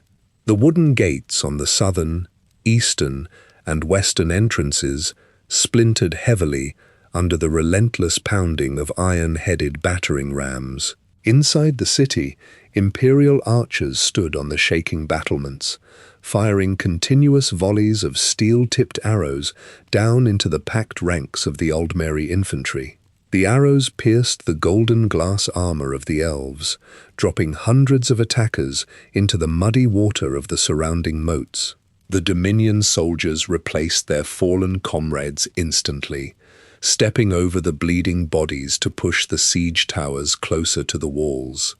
Heavy wooden drawbridges slammed down from the tops of the towers, resting their iron hinges directly on the imperial battlements. Khajiiti mercenaries and Thalmor shock troops surged across the wooden planks, swinging curved daggers and long glass swords. They crashed into the defensive lines of the Imperial Legion, driving their blades through the chainmail and steel plating of the Cyrodiilic guards. Blood flowed freely over the white stone, pooling in the carved grooves of the battlements and dripping down the sides of the walls. The sheer physical pressure of the simultaneous three-pronged assault battered the defending legions, forcing the frontline officers to pull their exhausted soldiers backward down the stone staircases. From the high balconies of the white gold tower, Emperor Titus Mede II looked down at the crumbling defenses. He saw the wooden gates splintering, the siege towers locking onto the walls, and the thousands of golden-armored soldiers pouring into the outer districts. He turned away from the balcony and walked toward the center of his command room. The emperor strapped his heavy steel breastplate tightly over his chest and pulled his broadsword from its leather scabbard, instructing his remaining generals to organize the heavy infantry for an immediate, concentrated push through the northern barricades. The soldiers of the 8th Legion turned their backs to the northern districts and marched toward the southern, eastern, and western walls. They hauled heavy wooden crates of iron-tipped arrows up the narrow stone staircases. The legionnaires set their boots firmly on the limestone battlements and drew their steel broadswords from their leather scabbards. They rested the iron rims of their rectangular shields on the stone parapets, forming a solid wall of metal and painted wood. Dominion siege towers crashed against the outer walls, dropping heavy wooden planks directly onto the battlements. The soldiers of the 8th Legion stepped forward to meet them. They thrust their steel spears into the gaps of the golden glass armor worn by the high elven shock troops pouring over the ramps. Blood soaked the grey stone beneath their boots, pooling in the drainage gutters and spilling down the sides of the walls. The 8th Legion absorbed the physical weight of Lord Narifin's massive army, fighting hand-to-hand in the narrow walkways to block the enemy from entering the central city. In the northern districts of the city, Emperor Titus Mede II mounted a tall Cyrodiilic warhorse covered in overlapping steel plating. He gripped the leather reins and drew his longsword, raising the steel blade above his iron helmet. Thousands of imperial heavy cavalry riders and infantrymen packed tightly into the avenues behind him. The horses stamped their iron-shod hooves against the paving stones, snorting clouds of white vapor into the cold morning air. Infantrymen locked their shields together and held their spears pointing forward. The iron mechanisms of the northern gates screeched loudly as guards pulled the heavy timber doors inward, exposing the cobblestone highway leading out of the capital. The emperor kicked his spurs into the flanks of his mount and charged out of the city. The entire imperial column followed him, surging onto the highway. The iron horseshoes sparked violently against the stones. Ahead of them, the Thalmor blockade completely obstructed the road. High elven soldiers stood behind a thick wall of sharpened timber stakes and heavy iron barricades, holding their bows drawn back. The imperial cavalry slammed directly into the wooden fortifications at full speed. War horses crushed the timber logs under their chests, snapping the thick hemp ropes and shattering the wooden spikes into splinters. The riders swung their long swords downward, cleaving through the golden helmets and glass breastplates of the Thalmor archers. Imperial infantry poured through the wide breaches created by the cavalry. They bashed the remaining Dominion soldiers with their iron shields and drove their spears through the silk tabards of the elven defenders. The concentrated mass of armored men and horses trampled the Old Mary blockade into the mud. Titus Mede II rode directly through the center of the Dominion lines, his sword cutting down the high elves standing in his path. The imperial army broke entirely through the encirclement, leaving a trail of crushed wood, shattered glass armor, and bleeding bodies scattered across the northern road. The emperor and his surviving forces continued their rapid march northward, pushing past the farmlands of the heartland and into the dense pine forests. The soldiers dragged their heavy boots through the dirt, their breathing heavy and rapid from the exertion. The cold wind blew through the trees, chilling the sweat on their faces and cooling the heated steel of their armor. They marched continuously, hauling wooden litters, carrying bleeding soldiers, and dragging supply wagons filled with their remaining rations. The sounds of combat faded behind them, replaced by the snapping of twigs and the crunching of dried leaves beneath thousands of marching boots. Near the snowy foothills of the Jural Mountains, the trees cleared, revealing a sprawling military encampment. Hundreds of campfires burned on the frozen ground. General Jonna's reinforcements from Skyrim stood waiting among the canvas tents. Nord legionnaires, wearing thick cloaks of bear and wolf fur over their chainmail, stood holding massive iron battle axes and heavy round shields. They watched the Emperor's column march into the clearing. The two armies merged physically, combining their ranks on the frost-covered earth. The Skyrim quartermasters cracked open heavy wooden crates, distributing salted venison, dried wheat, and fresh iron arrows to the exhausted Cyrodiilic soldiers. The newly arrived troops passed full leather water skins to the men who had just broken through the blockade. Titus Mede II dismounted his warhorse and entered a large canvas command tent. He unrolled his parchment maps across a wooden table, smoothing out the curled edges with his gauntleted hands. The Emperor aligned his remaining Cyrodiilic forces with the fresh Skyrim legions, organizing a massive, unified army in the northern mountains. The combined troops pitched their tents and set up their grinding stones, immediately sharpening the dents out of their broadswords and axes. Back at the imperial city, the soldiers of the 8th Legion continued to strike the advancing Dominion forces. They fought on the battlements until their iron swords chipped deeply and their wooden shields split apart under the constant barrage of fire magic and glass arrows. The High Elven and Khajiiti troops swarmed over the shattered gates and climbed the stone walls in overwhelming numbers. The elves drove their long glass swords through the chainmail of the final imperial defenders, dropping the legionnaires onto the blood-slicked cobblestones. The remaining guards fell to the stones, leaving the gateways completely open. Lord Narifin ordered his infantry forward, and the massive golden columns of the Aldmeri Dominion marched over the bodies of the 8th Legion directly into the streets of the capital, bringing their siege engines into the shadows of the white gold tower. The Aldmeri Dominion infantry marched through the shattered gates of the imperial city, their boots trampling the banners of the 8th Legion into the mud. High elven soldiers spread out across the cobblestone avenues of the Elven Gardens and the Temple District. They kicked in the heavy oak doors of the manors and merchant shops, shattering the wooden frames. Inside the homes, Thalmor guards grabbed the residents by their linen tunics and hauled them out into the streets. The elves drove their glass swords and iron spears directly into the chests and stomachs of the Cyrodiilic citizens. Blood sprayed across the plastered walls and pooled in the gutters. Dominion quartermasters drove empty wooden carts up to the doorways of the local treasuries and banks. They loaded heavy silver goblets, gold bars, and silk tapestries into the wagons. In the temple courtyards, Thalmor officers ordered their troops to dismantle the shrines of Talos.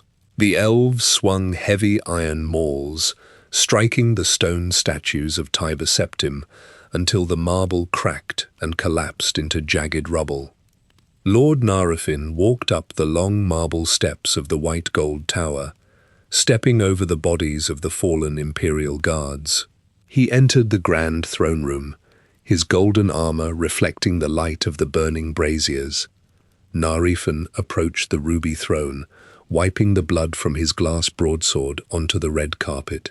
He turned and sat upon the emperor's seat, resting his gauntleted hands on the stone armrests. Below the main floors, inside the dark cellars and storage vaults of the tower, Narifin directed a series of Daedric sacrifices known as the Culling. Thalmor mages dragged bound imperial prisoners down the stone stairs. The mages fastened thick iron chains around the wrists of the captives and hoisted them up to the vaulted ceilings. Cultists wearing dark robes carved deep sigils into the floorboards using obsidian daggers. They cut the throats of the hanging prisoners, allowing the blood to drain into wide bronze bowls positioned exactly over the carved runes. The physical execution of these rituals continued daily, soaking the foundations of the white gold tower in blood. As the winter snow began to fall over Cyrodiil, the Thalmor commanders assumed total military victory. Lord Narifin composed long letters on thick parchment, detailing the capture of the capital and the complete destruction of the imperial resistance. He pressed the golden eagle seal into hot wax and handed the scrolls to couriers, sailing back to the shores of Alinor. The Dominion soldiers inside the imperial city stored their heavy glass armor in the armories and settled into the warm stone houses of the slaughtered citizens. They drank wine from the deep cellars and consumed the stockpiled grain of the capital. The officers kept their patrols inside the city walls, leaving the outer trench lines and wooden barricades completely empty as the frost set in. Far to the north, Emperor Titus Mede II sat inside a canvas command tent in the frozen foothills of the Gerol Mountains. Thick layers of white snow covered the pine trees and the canvas roofs of the imperial encampment. The emperor wrapped a thick wolf fur cloak around his steel breastplate, holding his hands close to a small iron brazier filled with glowing coals. He unrolled a small scrap of parchment and dipped his quill into an inkwell, writing a precise set of military directives. He handed the rolled message to a fast-riding courier, instructing the horseman to ride entirely across the continent to the deserts of Hammerfell. The emperor required every remaining legionnaire to execute his counterattack. The courier rode continuously through the snow and dirt, finally reaching the command tent of General Decianus in the Alikir desert. Decianus broke the wax seal, reading the emperor's exact orders to leave the Hammerfell campaign and march his troops back to Cyrodiil. Decianus walked out into the desert camp and selected his most severely wounded and exhausted soldiers. He ordered these injured veterans to remain in the tents, instructing them to wear the armor and helmets of the active legionnaires. He positioned these men along the visible dunes, holding their spears upright to create the visual illusion of a fully occupied, massive camp.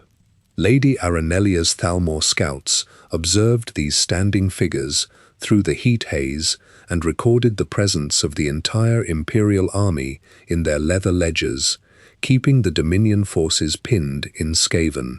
General Decianus then gathered his fully healed, battle-ready veterans. The legionnaires wrapped their iron armor in thick grey blankets to silence the clinking of metal. They marched out of the desert under the cover of night, leaving the shifting sands behind them. The columns traveled eastward across the rocky passes of the Colovian highlands, stepping over the frozen streams and frost-covered hills. Their iron-shod boots crunched softly against the snow.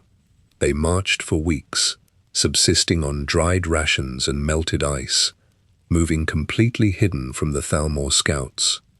Decianus led his hardened troops directly into the Gerol mountain encampment, joining their ranks with the fresh Skyrim legions of General Jonna and the surviving Cyrodiilic forces of the Emperor. The combined Imperial army spent the remainder of the winter months refining their physical readiness. Blacksmiths stood beside roaring brick forges, hammering out hundreds of new iron broadswords and steel spear tips. The legionnaires tightened the leather straps on their shields and rubbed thick animal fat over their chainmail to prevent rust. Imperial scouts dressed in white furs crawled along the snowy ridges overlooking the Imperial city, recording the exact positions of the empty Aldmeri barricades and the specific locations of the Dominion siege engines. The Emperor stood before his generals at the large wooden planning tables, drawing thick lines across the parchment maps and organizing his three massive armies into distinct marching columns, completely prepared to encircle the occupying elves. On the 30th day of Rain's Hand, in the 175th year of the Fourth Era, the winter frost thawed across the Gerol mountains. Emperor Titus Mede II divided his massive gathered army into three distinct marching columns. The melted snow turned the dirt trails into thick, churning mud beneath the iron-plated boots of the legionnaires. The soldiers removed the silencing blankets from their steel breastplates and strapped their heavy rectangular shields to their arms. They carried sharpened iron spears, steel broadswords, and leather quivers packed with fresh arrows. General Decianus led his veterans from the Hammerfell campaign along the elevated ridges of the Colovian highlands.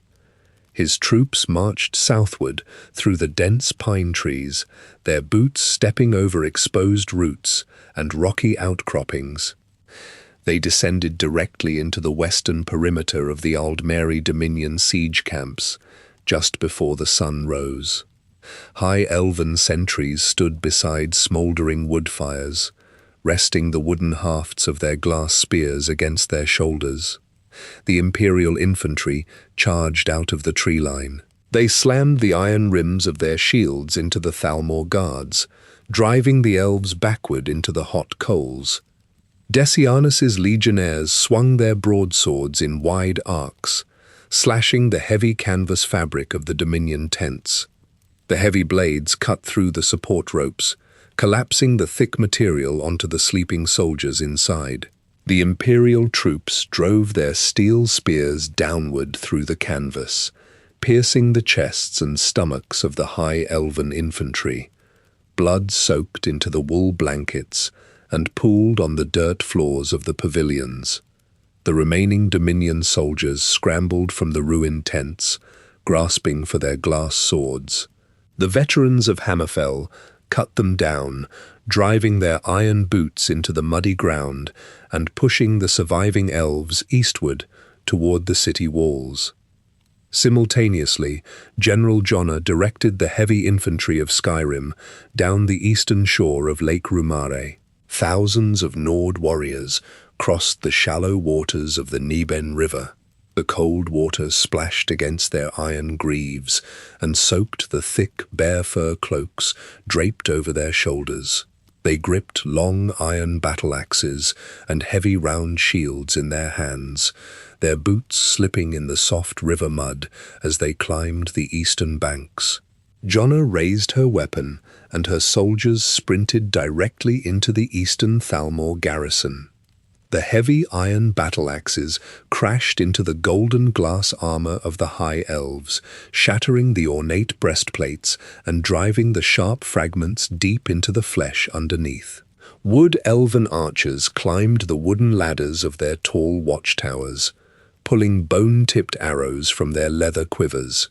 The Nord infantrymen grabbed burning logs from the Dominion cookfires and hurled the flaming wood onto the dry timber supports of the towers.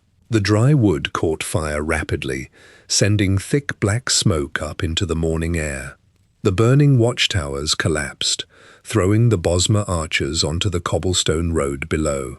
General Jonna's soldiers secured the entire eastern highway, physically standing across the stone bridge that connected the imperial city to the Nibene Valley.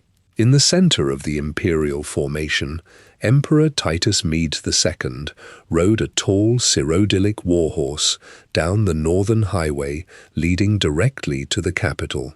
Over 4,000 imperial heavy cavalry riders followed close behind him, gripping long wooden lances tipped with sharpened iron points. The iron horseshoes struck the paving stones, creating a loud, continuous rumble that shook the ground. The Aldmeri forces occupying the northern blockade rushed to their defensive positions, stacking heavy timber logs and iron caltrops across the roadway. High elven archers drew their bowstrings back, aiming their glass arrows at the charging horses. The Emperor kicked his spurs into the flanks of his mount, and the cavalry accelerated. The massive war horses slammed their chests into the wooden barricades, snapping the thick timber logs into jagged splinters. The imperial riders thrust their iron lances forward, piercing the golden helmets and glass chest plates of the Thalmor defenders. The charging horses leaped over the broken barricades, crushing the elven infantry beneath their heavy hooves. The imperial cavalry broke the northern lines completely, their swords cutting down the retreating Dominion troops and leaving a wide trail of crushed armor and bleeding bodies on the highway. The three imperial columns converged around the circumference of Lake Rumare, physically trapping the entire Aldmeri army inside the immediate vicinity of the imperial city. The outer Dominion camps burned, sending three massive columns of black smoke rising into the sky. Lord Narifin stood on the high stone balcony of the white gold tower, gripping the marble railing with his gauntleted hands. He looked down at the collapsed tents, the burning watchtowers, and the thousands of imperial legionnaires advancing from the north, east, and west. He turned away from the balcony and ran into the central command room. Narifin shouted strict orders to his captains, instructing them to gather the surviving infantry and form solid defensive lines along the city walls. Thalmor officers ran down the spiral stone staircases, drawing their glass swords and pushing their troops toward the outer districts. The high elven soldiers dragged heavy iron ballistae up the ramps to the battlements, loading thick wooden bolts into the firing grooves. Outside the walls, the imperial legionnaires hauled tall wooden siege ladders and heavy iron battering rams through the mud, positioning their equipment directly in front of the locked city gates. The heavy iron battering rams swung back on their thick chains. Imperial legionnaires grunted under the weight, pushing the rams forward to strike the massive oak gates of the imperial city. The heavy iron caps smashed into the wood, splintering the thick timber planks and snapping the iron crossbeams. The gates crashed inward, raising clouds of dust from the paved streets. General Decianus led his hardened Colovian infantry through the breached entrance. They held their rectangular shields tightly together, forming a moving wall of iron and painted wood. On the perimeter walls, Nord legionnaires climbed tall wooden ladders. Glass arrows struck the wooden rungs and grazed their chainmail, but the Nords reached the top. They swung their heavy battle axes over the stone parapets, cleaving the Thalmor defenders. The high elven soldiers fell from the high walls, crashing onto the stone paving blocks below. Inside the city districts, the combat moved from house to house. Thalmor soldiers fired glass arrows from the balconies, hitting the cobblestones and shattering into sharp green fragments. Imperial infantrymen kicked open the wooden doors of the manors, rushing up the narrow staircases. They thrust their steel spears into the Thalmor archers, pushing them out of the high windows. The elven bodies plummeted down, striking the pavement with loud thuds. Blood flowed through the decorative garden fountains, turning the clear water crimson. The clashing of steel broadswords against golden glass weapons echoed continuously through the narrow alleyways. The Imperial forces pushed the Dominion army systematically toward the center of the city, shrinking the elven perimeter with every step. On the southern road, Lord Narafin realized the city walls offered no protection against the converging Imperial armies. He ordered a massive breakout attempt. Thousands of Thalmor infantry formed a dense column and charged out of the southern gates, aiming for the open fields of the Nibelheim Valley. General Jonna's Skyrim legions blocked their path. The Nords stood shoulder to shoulder on the muddy causeway. They planted their iron-shod boots into the dirt and raised their heavy round shields. The Dominion charge slammed into the Nord shield wall. The impact knocked the front ranks of the Nords backward, but they maintained their grip on their shields. The Skyrim legionnaires swung heavy iron battle axes, cleaving through the ornate breastplates and glass helmets of the advancing elves. The pile of elven bodies grew high on the road, creating a physical barrier of corpses. The surviving Thalmor troops turned around and sprinted back toward the city walls, dropping their heavy shields to run faster. Imperial cavalry chased them down, trampling the fleeing elves under the hooves of their war horses. Emperor Titus Mede II marched across the blood-slicked stones of the Talos Plaza, surrounded by his personal guard. He climbed the wide marble steps of the white gold tower. Inside the massive rotunda, the smell of dried blood and burnt incense filled the air. The Imperial guards stepped over the bronze bowls and obsidian daggers used during the Thalmor cullings. At the far end of the grand throne room, Lord Narafin stood alone. Imperial soldiers sprinted across the crimson carpet, forming a tight circle of pointed spears around the Thalmor general. A legionnaire stepped forward and slammed the iron rim of his shield against Narafin's forearm. The impact fractured the bone, causing Narafin to drop his glass broadsword onto the floor. Two guards grabbed the elf by his shoulders, driving him down onto his knees. An Imperial blacksmith brought forward a set of heavy iron shackles. He locked the thick metal bands tightly around the wrists and ankles of the Dominion commander, securing the locks with heavy iron keys. The Emperor looked down at the kneeling elf and pointed his sword toward the roof of the tower. Imperial soldiers hauled Lord Narafin up the winding stone stairways, dragging his iron chains across the steps. They pulled him out onto the highest exterior marble balcony.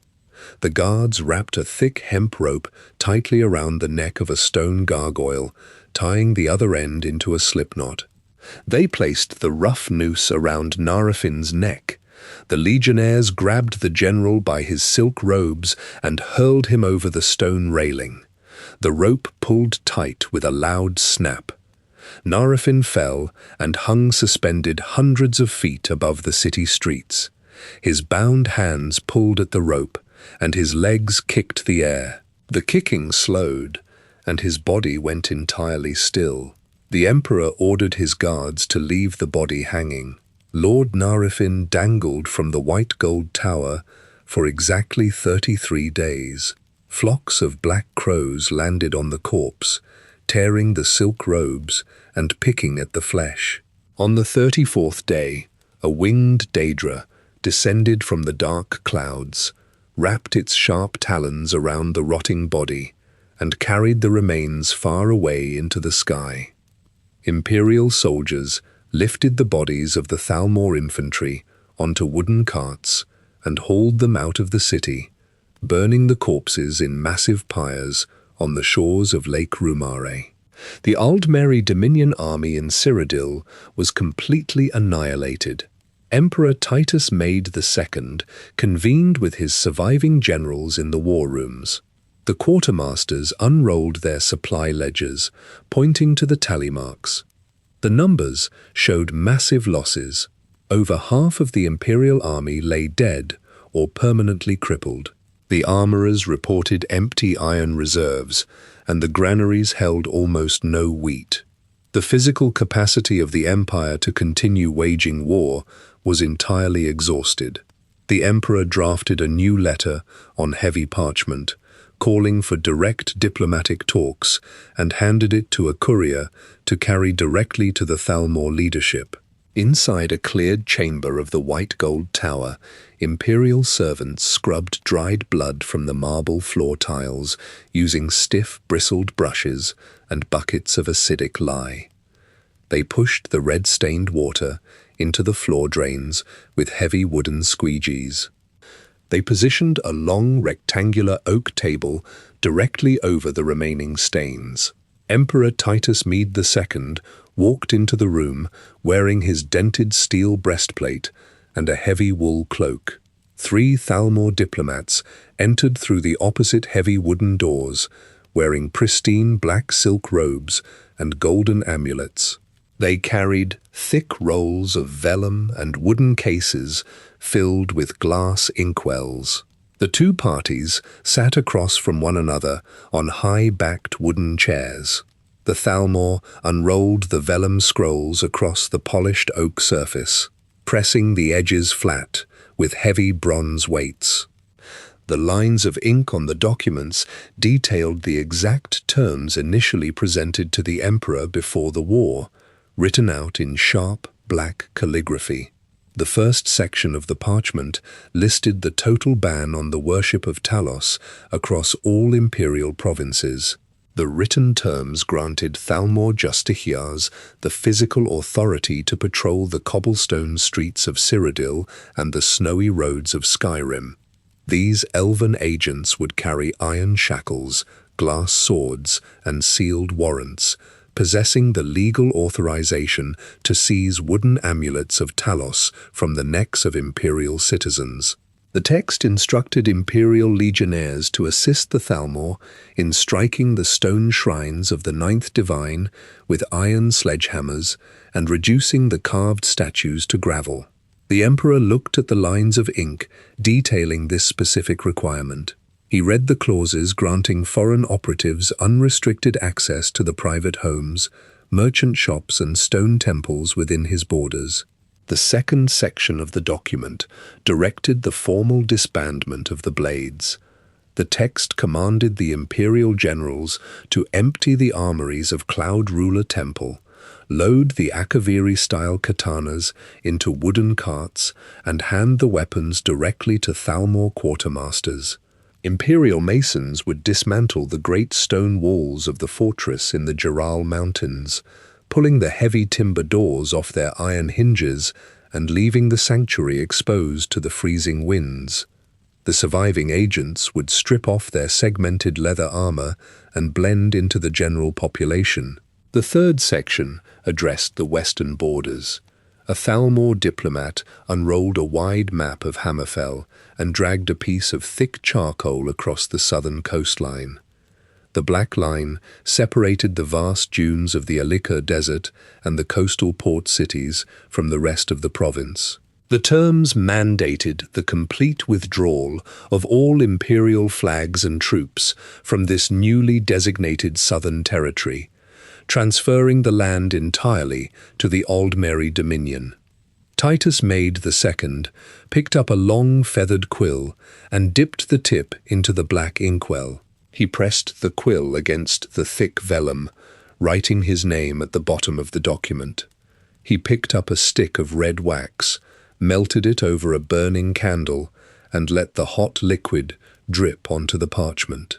The emperor pressed his heavy golden signet ring into the cooling wax, leaving the imprint of the imperial dragon. The Thalmor diplomats stamped their own golden eagle seals next to his. This physical exchange of parchment enacted the white gold concordat. Immediately following the signing, imperial guards walked into the temple district of the capital. They gripped iron crowbars and shoved them under the stone base of the Talos statue, heaving their weight against the tools. The marble figure toppled backward, shattering into large chunks against the paving stones. Following the signing, detachments of Thalmor justiciars walked out of the imperial city gates. They climbed into wooden carriages and rode northward toward the snowy mountain passes of Skyrim, carrying stacks of parchment warrants and heavy iron chains to execute their new authority. Imperial couriers rode heavy draft horses out of the capital, carrying copies of the signed treaty to the provincial commanders. A courier reached the arid encampments of Hammerfell and handed the sealed parchment to the united leaders of the Crown and Forebear factions.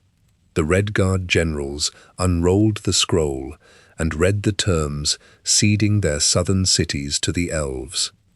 The generals threw the parchment onto the sand. Redguard warriors drew their curved scimitars and sliced the ropes holding the red imperial dragon banners to the flagpoles.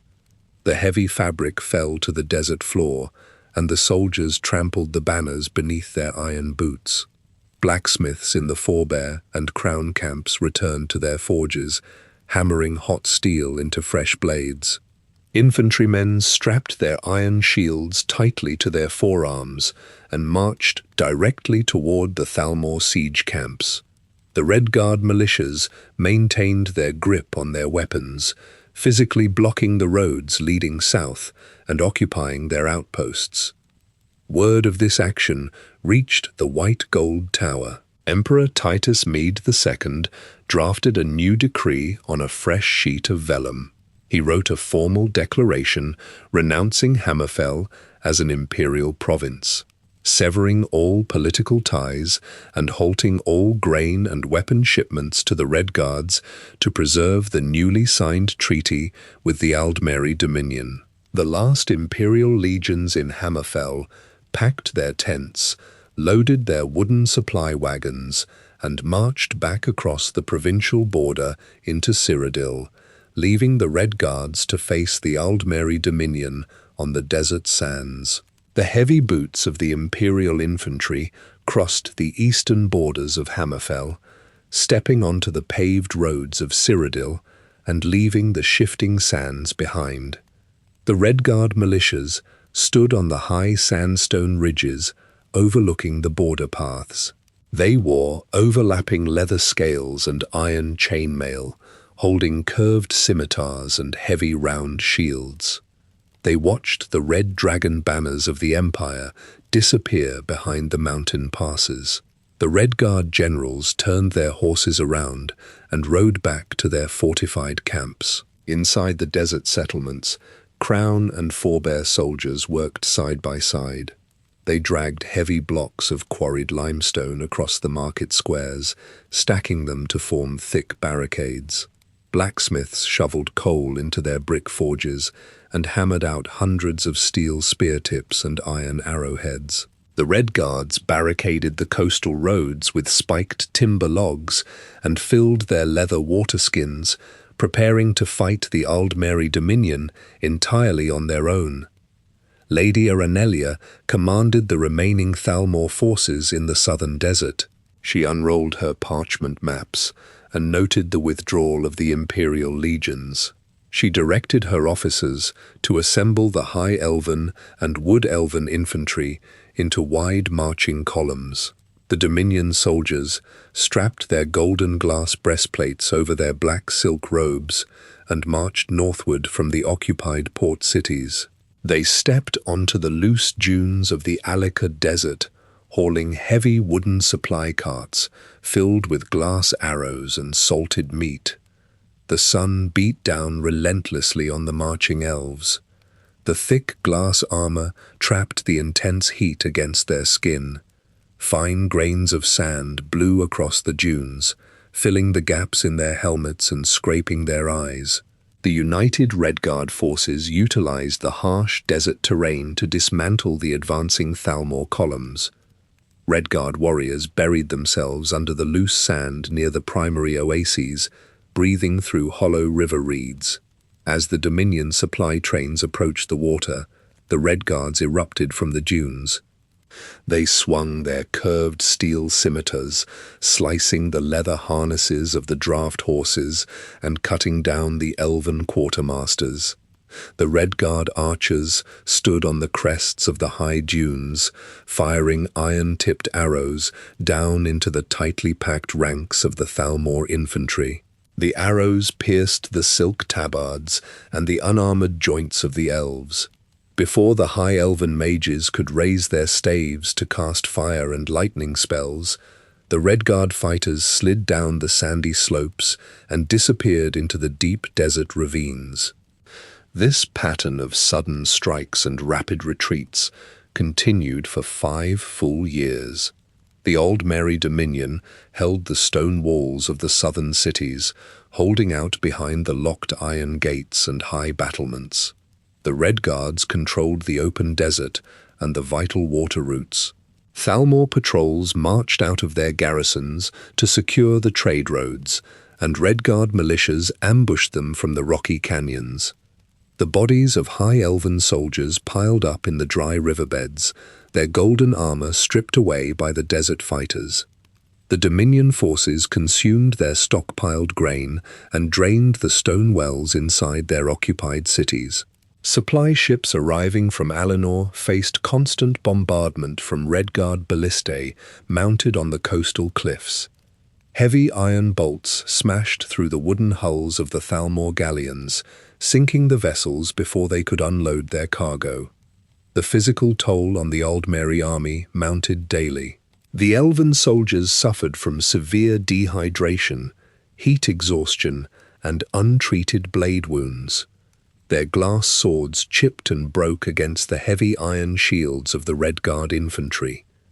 High Elven medics ran out of clean linen and healing poultices, leaving the injured to bleed onto the stone floors of the requisitioned manors. Lady Aranelia rode along the battlements of her strongholds, looking out over the endless expanse of sand. She saw the dust trails of Red Guard cavalry units moving freely across the horizon, entirely cutting off the land routes between her isolated garrisons. In the 180th year of the Fourth Era, the Thalmor commanders assessed the physical deterioration of their forces in Hammerfell. The supply ledgers showed completely empty columns for grain, fresh water, and replacement weapon shafts. The medical tents overflowed with dying infantrymen. Lady Aranelia and her generals travelled to the island of Stros Mackay off the western coast. They walked into a large stone hall and sat at a long wooden table across from the united generals of the Crown and Forebear factions. The Thalmor scribes unrolled a new sheet of heavy vellum. The document detailed the complete withdrawal of all Aldmeri Dominion military personnel from the province of Hammerfell. The Elven commanders and the Red Guard generals dipped their feathered quills into glass inkwells and signed the parchment. This exchange of signatures enacted the Second Treaty of Stros-Munkai. Following the signing, the Thalmor officers returned to the southern cities. They ordered their surviving troops to pack up their canvas tents and empty the armories. The high elven soldiers marched out of the city gates, dragging their boots over the cracked paving stones. They walked down the wooden docks and boarded their transport ships. The sailors pulled up the heavy iron anchors and unfurled the white canvas sails. The Dominion fleets sailed westward across the Abyssinian Sea, leaving the shores of Hammerfell completely. The Red Guards marched back into their ruined cities. They walked through the shattered wooden doors of their homes and cleared the rubble from the streets. They established their own tax ledgers, minted their own gold and silver coins, and placed their own guards on the borders. Red Guard soldiers stood on the eastern ridges, looking at the distant stone watchtowers of the Cyrodiilic legions. They held their curved scimitars and kept their iron-studded gates locked tight against the east. They placed heavy timber barricades across the roads leading into the empire, severing the physical trade routes and maintaining an armed perimeter against the armies that had signed the White Gold Concordat. The Dominion forces consolidated their physical hold over southern Hammerfell. Lady Aranelia directed her officers to move the infantry blocks deeper into the Alika Desert.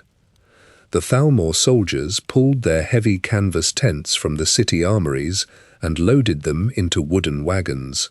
They marched out of the sandstone gates, following the dry riverbeds leading into the open dunes. The heat of the sun struck their glass armor, raising their core temperatures as they trudged through the loose sand. The Red Guard militias stood on the high ridges, watching the elven columns advance. The Forebear and Crown forces no longer fought each other in the market squares. They stood together, carrying iron shields and steel scimitars.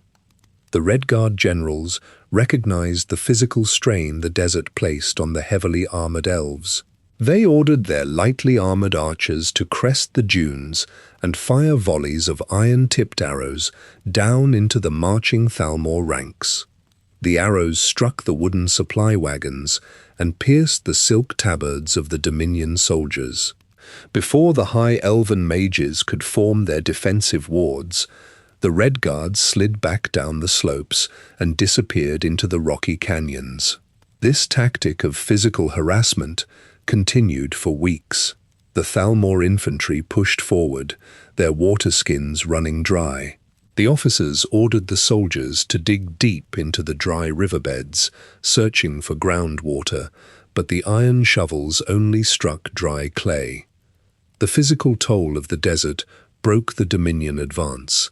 The heavy glass greaves and chest plates dragged the elves down into the sand. Medics ran out of linen bandages and healing salves. The bodies of Thalmor soldiers littered the desert floor, their armor completely stripped by the Red Guard fighters. Lady Aranelia halted the march, ordering her exhausted troops to construct temporary fortifications around the few remaining oases. The Red Guards surrounded these small camps, physically cutting the Thalmor off from their supply lines on the coast. The desert campaign stretched on for 5 grueling years.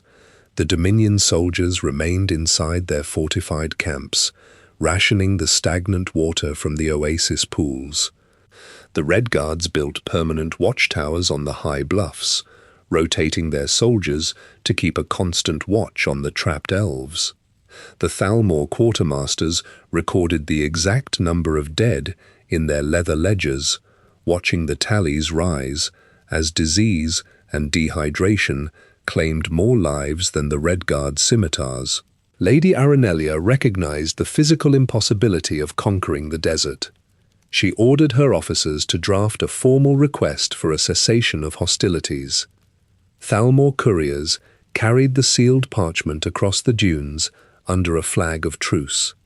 They handed the document to the Red Guard generals waiting in their command tents.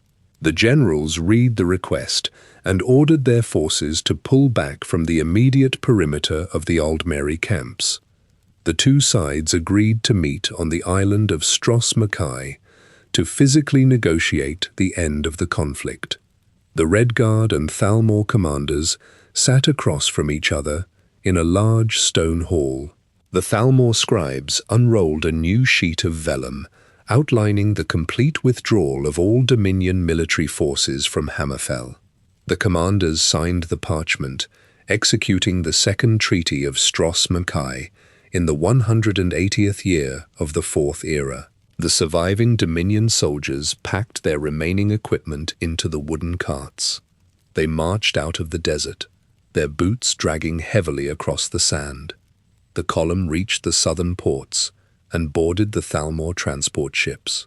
The sailors pulled up the iron anchors and unfurled the white canvas sails, steering the vessels westward toward the Somerset Isles. The Red Guards stood on the stone battlements of their coastal cities, watching the wooden hulls disappear over the horizon. The province of Hammerfell stood independent, completely separated from the Empire and entirely free of the Aldmeri dominion. The Great War ended, but the physical consequences permanently altered the map of Tamriel. In Cyrodiil, the stonemasons hauled fresh limestone blocks to the shattered walls of the imperial city, mixing heavy grey mortar to repair the breaches. The legionnaires stood guard over the empty shrines of Talos, watching the Thalmor justiciars drag citizens out of their homes in iron chains. In Skyrim, the Nord blacksmiths hammered hot steel on their anvils, forging fresh weapons to replace the thousands of axes and swords left broken in the mud of the Heartland. The Empire survived the physical destruction of the Aldmeri invasion, but the White Gold Concordat split the provinces apart. The Great War left a fractured continent, setting the stage for the conflicts that would follow. The ink on the White Gold Concordat dried, leaving deep divisions across the imperial provinces. In the northern holds of Skyrim, Jarls unrolled copies of the treaty and read the clauses banning the worship of Talos. Nords wearing heavy furs over their iron chainmail gathered in the mead halls of Windhelm and Riften. They slammed their mead horns onto the wooden tables and struck their iron broadswords against their shields. The local guards refused to tear down the stone statues of Tiber Septim standing in the center of their towns. Citizens kept their wooden amulets of Talos hanging visibly around their necks, defying the imperial decrees. High King Torrig of Skyrim sat in the Blue Palace of Solitude, surrounded by imperial advisors and Cyrodiilic merchants. He directed his guards to lock the city gates and allow the Thalmor justiciars to set up their headquarters inside the stone walls. The emissaries from Alinor walked through the streets of Solitude wearing pristine black robes, flanked by armed Dominion guards. They nailed parchment warrants to the wooden notice boards, offering gold bounties for the capture of any Nord practicing the outlawed faith. Thalmor patrols marched into the snowy wilderness, wrapping heavy woolen cloaks over their glass armor. They kicked open the timber doors of isolated farmhouses and dragged Nord families out into the freezing wind, binding their wrists with iron shackles. The High Elves hauled the captives back to their dungeons, locking them inside damp stone cells for interrogation. The physical presence of the Thalmor completely fractured the political structure of Skyrim. Jarl Ulfric Stormcloak, the ruler of Eastmarch and a veteran of the Great War, stood before his soldiers in the Palace of the Kings. He wore armor of thick overlapping leather plates and a heavy bear fur mantle. He declared the Empire entirely corrupted by the elves and ordered his blacksmiths to forge new iron weapons. Stormcloak recruiters traveled to the rural villages, pulling young men and women away from their plows and handing them steel axes. They sewed blue cloth tabards, bearing the bear crest of Eastmarch, and marched their growing militia across the snow-covered roads. The province physically divided into two armed camps, the Imperial Loyalists occupying the western holds and the Stormcloak rebels fortifying the eastern territories. The physical lines of the Civil War solidified, leaving the Imperial Legion fighting its own citizens, while the Thalmor watched from their stone keeps. In Cyrodiil, the Imperial city showed the deep physical scars of the Aldmeri occupation. Stonemasons and carpenters worked continuously, attempting to repair the extensive damage. They hauled massive blocks of limestone from the quarries, mixing heavy grey mortar to rebuild the breached sections of the outer walls. The new stone patches stood out starkly against the ancient weathered masonry. Carpenters drove long iron nails into thick oak planks, replacing the splintered doors of the manors and merchant shops in the Elven Gardens district. The statues of Talos lay in piles of broken rubble in the temple courtyards. Imperial guards patrolled the cobblestone streets, their red cloaks stained with dirt and their steel breastplates heavily dented.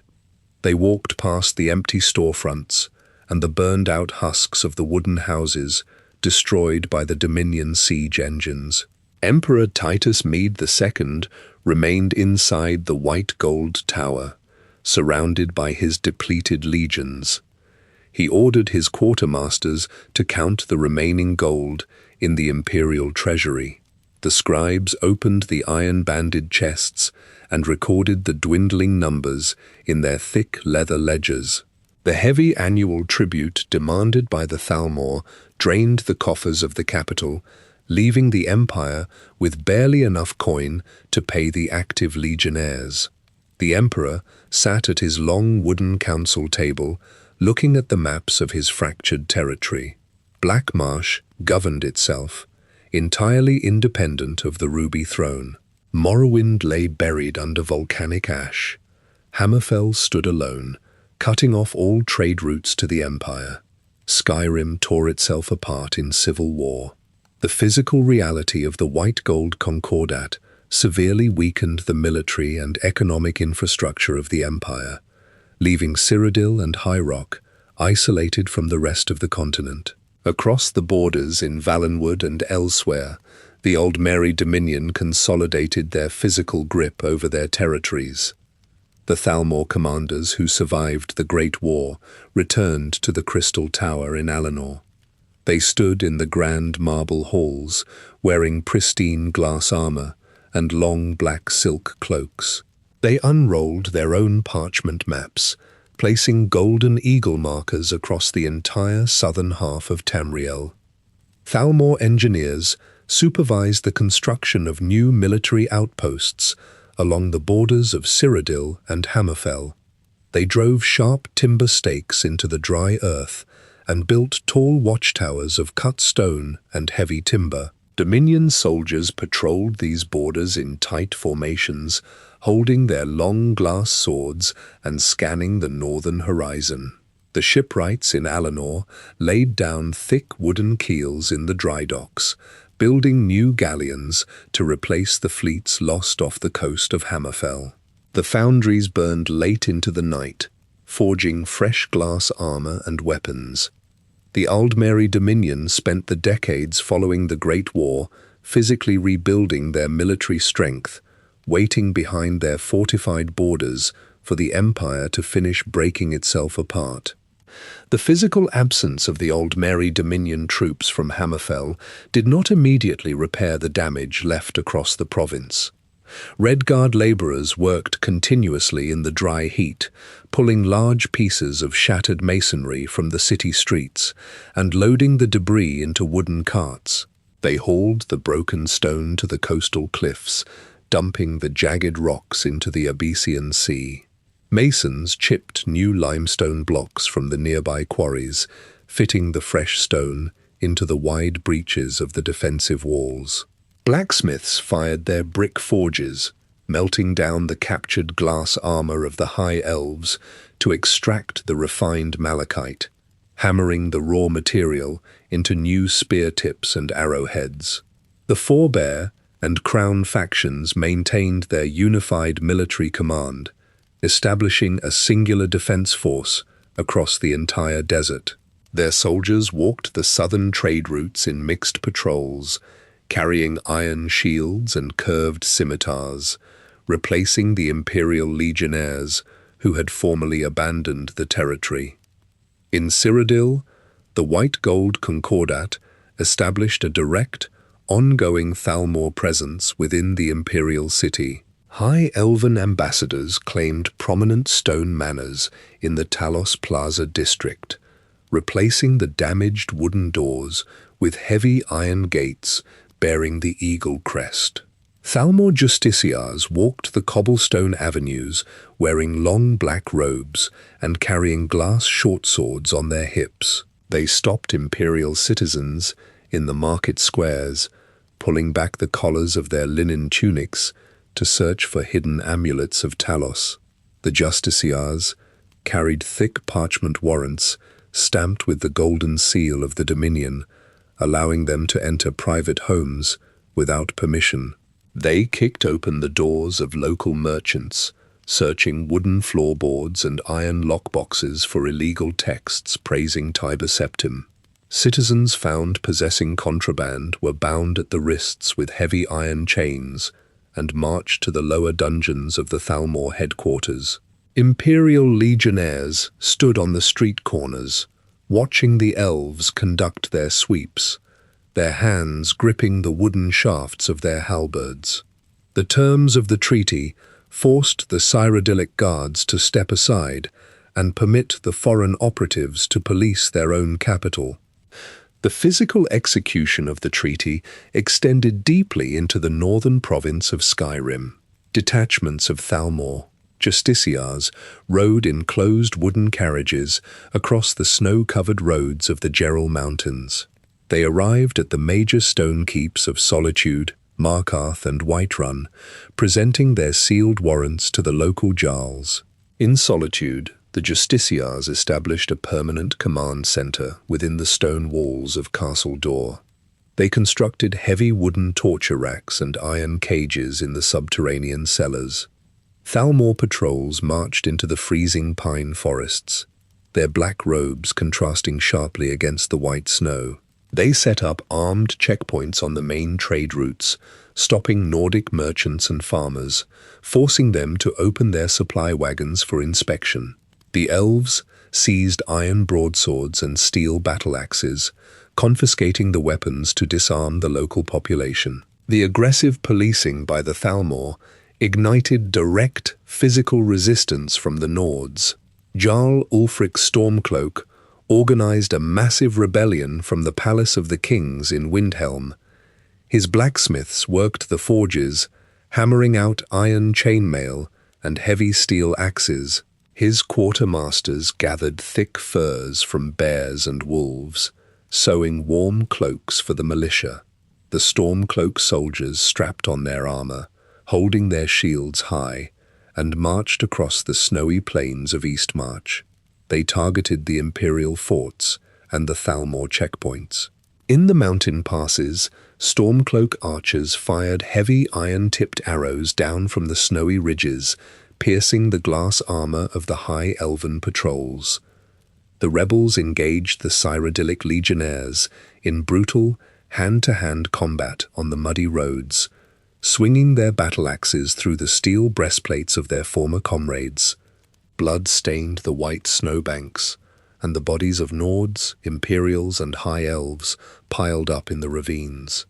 General Tullius, the Imperial military governor of Skyrim, established his command tent outside the walls of Solitude. He unrolled his parchment maps, placing small red markers across the western holds to signify the positions of his remaining loyalist legions. He placed blue markers across the eastern holds, tracking the expanding territory controlled by the Stormcloak rebels. Tullius drafted urgent letters on thick vellum, sealing them with red wax, requesting immediate reinforcements and fresh iron weapons from the imperial city. The couriers rode their horses hard across the snowy trails, dodging rebel ambushes to deliver the messages. The Aldmeri Dominion watched this internal collapse from the safety of their fortified borders in Valenwood and elsewhere. Thalmor commanders stood on the high balconies of the Crystal Tower in Alinor, reading the detailed reports carried by their spies. The parchment scrolls confirmed the ongoing physical destruction of the imperial legions at the hands of the Nordic rebels. The Thalmor generals ordered their shipwrights to continue constructing thick-hulled warships and commanded their armorers to forge thousands of new glass broadswords. They kept their infantry drilling in the open courtyards, maintaining their military readiness, while the Empire expended its remaining resources, suppressing its own citizens. The physical lines drawn by the Great War and the White Gold Concordat set the entire continent into a prolonged state of tension and localized violence. In the western mountains of Skyrim, the native Reachmen occupied the ancient stone city of Markarth. They wore armor, crafted from cured deer hides and woven briar vines. They walked along the wide stone terraces and bronze bridges built by the dwarves centuries prior. The Reachmen shamans performed blood rituals in the central courtyards, carving the hearts out of their warriors and replacing them with pulsing briar seeds to create physically enhanced fighters. Jarl Ulfric Stormcloak marched his militia up the steep, rocky paths leading to the city.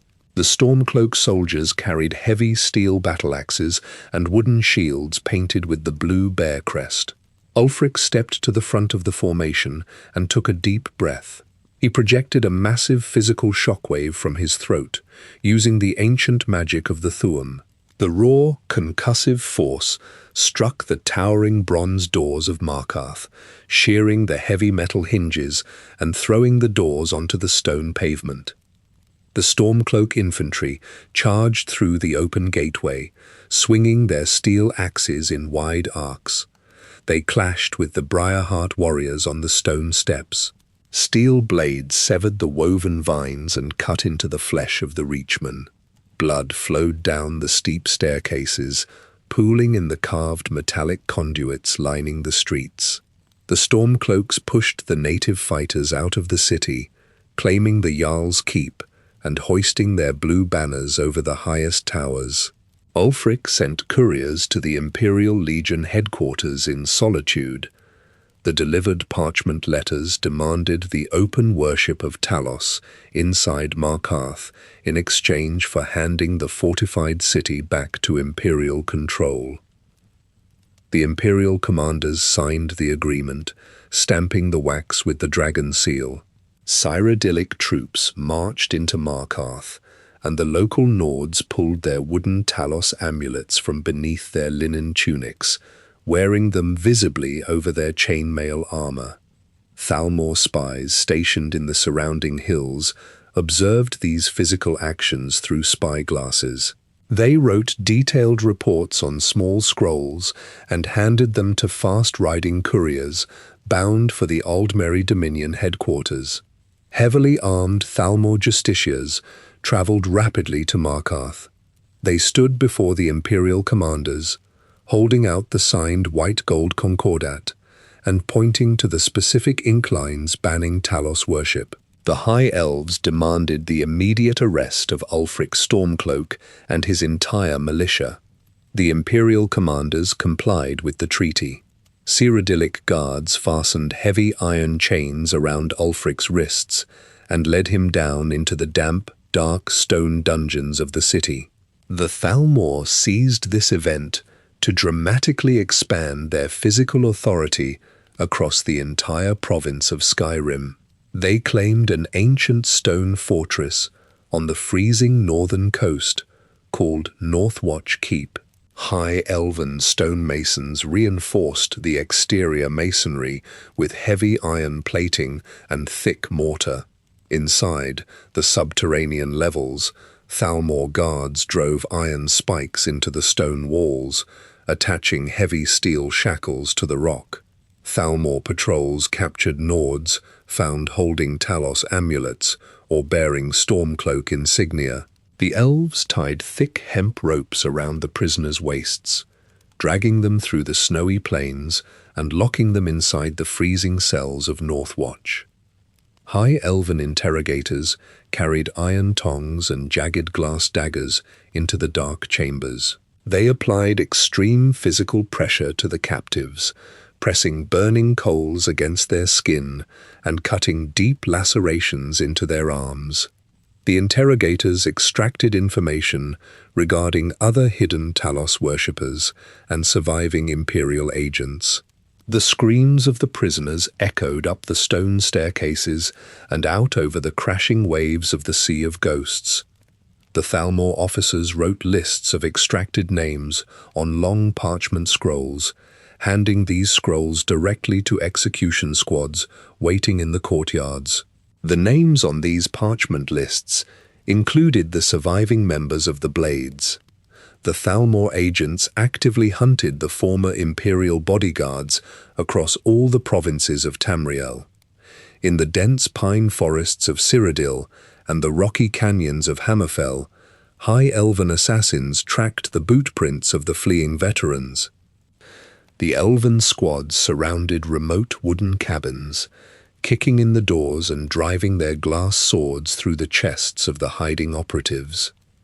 The surviving Blades stripped off their distinctive Akaviri armor.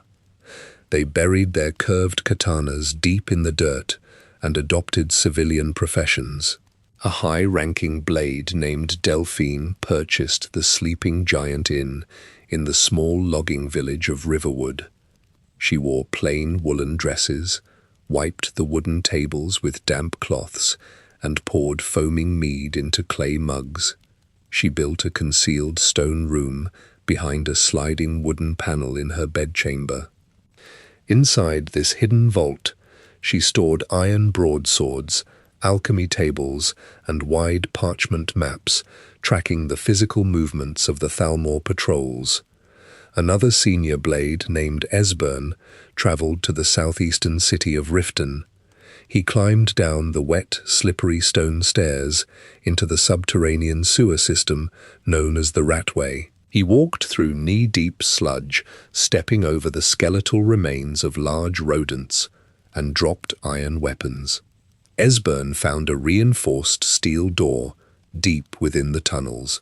He slid heavy iron deadbolts across the frame and locked himself inside a completely enclosed stone vault. He stacked thick leather-bound books and parchment scrolls across his wooden table. Esbern sat on a wooden stool, reading the ancient texts by the light of a single tallow candle. Above him, Thalmor agents walked the wooden docks of Riften, holding parchment sketches of his face and demanding his exact location from the local merchants. The Aldmeri Dominion tightened their physical grip on the Empire.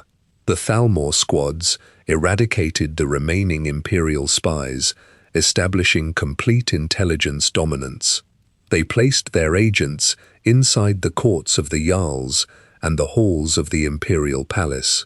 The physical map of Tamriel lay entirely exposed to the High Elves.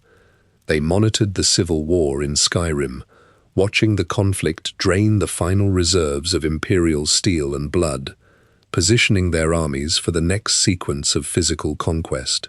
High in the snowy mountains of the Harfingar Hold, Thalmor engineers directed the construction of a massive stone complex. They selected a high rocky ridge overlooking the northern coastline of Skyrim and cleared the pine trees using heavy iron axes. Laborers hauled thousands of grey limestone blocks up the winding dirt paths. They mixed thick mortar and stacked the stones to form high, continuous perimeter walls. They installed thick iron gates on heavy bronze hinges, securing them with heavy steel padlocks. This structure served as the Thalmor Embassy, the central hub for all Aldmeri Dominion intelligence operations within the northern province. High elven guards wearing pristine glass armor and long black robes stood on the parapets, holding glass-tipped spears and scanning the surrounding snowfields. Inside the main hall of the embassy, First Emissary Elenwen orchestrated the gathering of information. She wore intricate robes of black and gold silk, walking across the polished marble floors. She hosted elaborate gatherings for the wealthiest merchants, imperial officers, and compliant Nord nobles. Servants carried wide silver platters filled with roasted pheasant, heavily spiced venison, and wheels of aged cheese. They poured sweet red wine from Alinor into crystal goblets. The imperial commanders and local politicians consumed the food and drank the imported wine. As they ate, they spoke loudly, their voices echoing against the high-vaulted ceilings. They discussed troop movements, the locations of Stormcloak rebel camps, and the specific names of Nords suspected of holding Talos amulets. Elenwen stood near the roaring stone hearth, holding a glass goblet. She listened to the conversations, her eyes tracking the movements of the guests. Thalmor scribes stood in the shadowed corners of the hall, holding wooden clipboards and pieces of charcoal. They recorded the spoken names and military coordinates directly onto rough parchment. At the conclusion of the gatherings, the guests climbed into their wooden carriages and rode back down the mountain paths. Elenwen took the charcoal notes from her scribes and walked up the spiral stone staircase to her private solar. She sat at a wide mahogany desk and opened a series of thick leather folders. She dipped a feathered quill into a glass inkwell and copied the gathered intelligence onto heavy vellum sheets. Elenwen wrote the name of Jarl Ulfric Stormcloak at the top of a fresh page. She documented his previous capture during the Great War and his subsequent interrogations in the Thalmor dungeons. Her quills scratched across the vellum, explicitly classifying the Stormcloak leader as a dormant asset. She detailed how the active civil war drained the physical resources of the Imperial Legion, serving the military expansion of the Aldmeri Dominion. She explicitly instructed her field agents to allow the conflict to continue, ordering them to direct their strikes elsewhere. Elenwen opened a second leather folder and wrote down the names of the surviving Blades operatives. She drew detailed sketches of Delphine and Esbern based on the reports of her spies in Cyrodiil and Skyrim. She pressed her golden signet ring into hot red wax, sealing the folders. She handed the completed dossiers to her highest-ranking justiciars, giving them direct orders to locate the former imperial bodyguards. The justiciars took the sealed folders and marched out of the embassy courtyard. They descended the mountain paths and spread out across the holds of Skyrim. They carried the lists of suspected Talos worshippers gathered during Elenwen's feasts. A squad of these high elven agents approached a small wooden farmhouse on the outskirts of Whiterun. They held drawn glass swords and iron shackles. The leading justiciar kicked the wooden door from its hinges, splintering the frame. The elves rushed into the dwelling, grabbing the Nord farmer by his linen tunic and pushing him against the timber wall. They tore a wooden amulet of Talos from his neck, tossing it onto the floorboards and crushing it beneath their armored boots. They bound the farmer's wrists with the heavy chains and dragged him out into the cold air. The Thalmor squads loaded the bound prisoners into iron cages mounted on wooden wagons, transporting them directly to the dungeons of Northwatch Keep. Deep below the stone surface, high elven interrogators strapped the Nords to heavy wooden racks. They turned the iron cranks, pulling the joints of the prisoners tight. The interrogators applied burning iron rods to the skin of the captives. They demanded the exact locations of Stormcloak weapon caches and the hiding places of the fleeing Blades. The screams of the captives echoed against the damp stone walls. The physical extraction of this intelligence allowed the Dominion to map the entire network of resistance across Skyrim.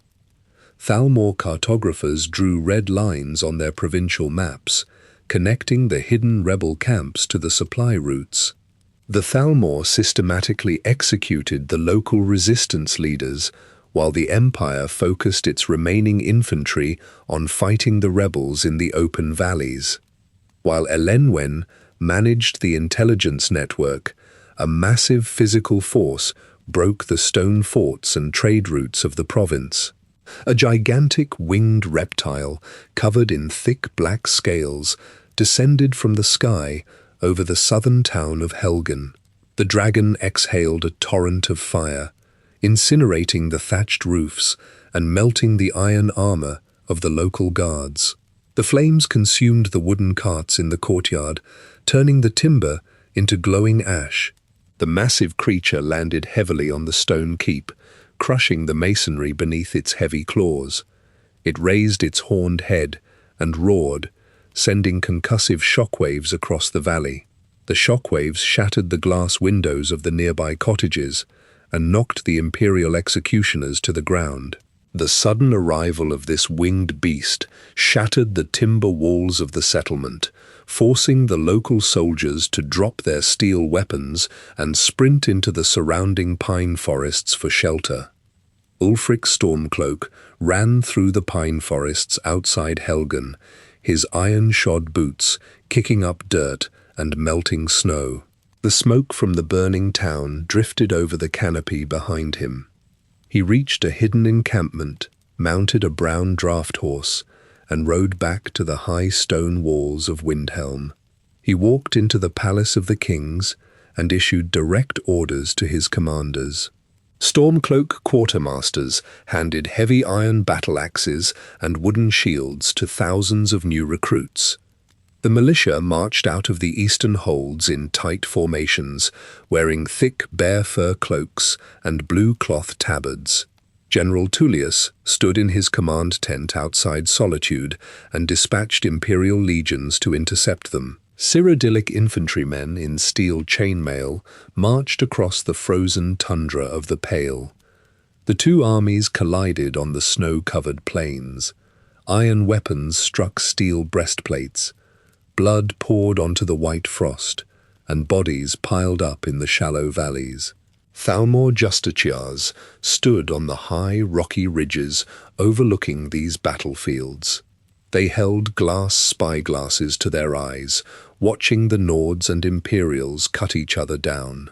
The High Elves kept their glass swords sheathed and maintained their positions on the cliffs.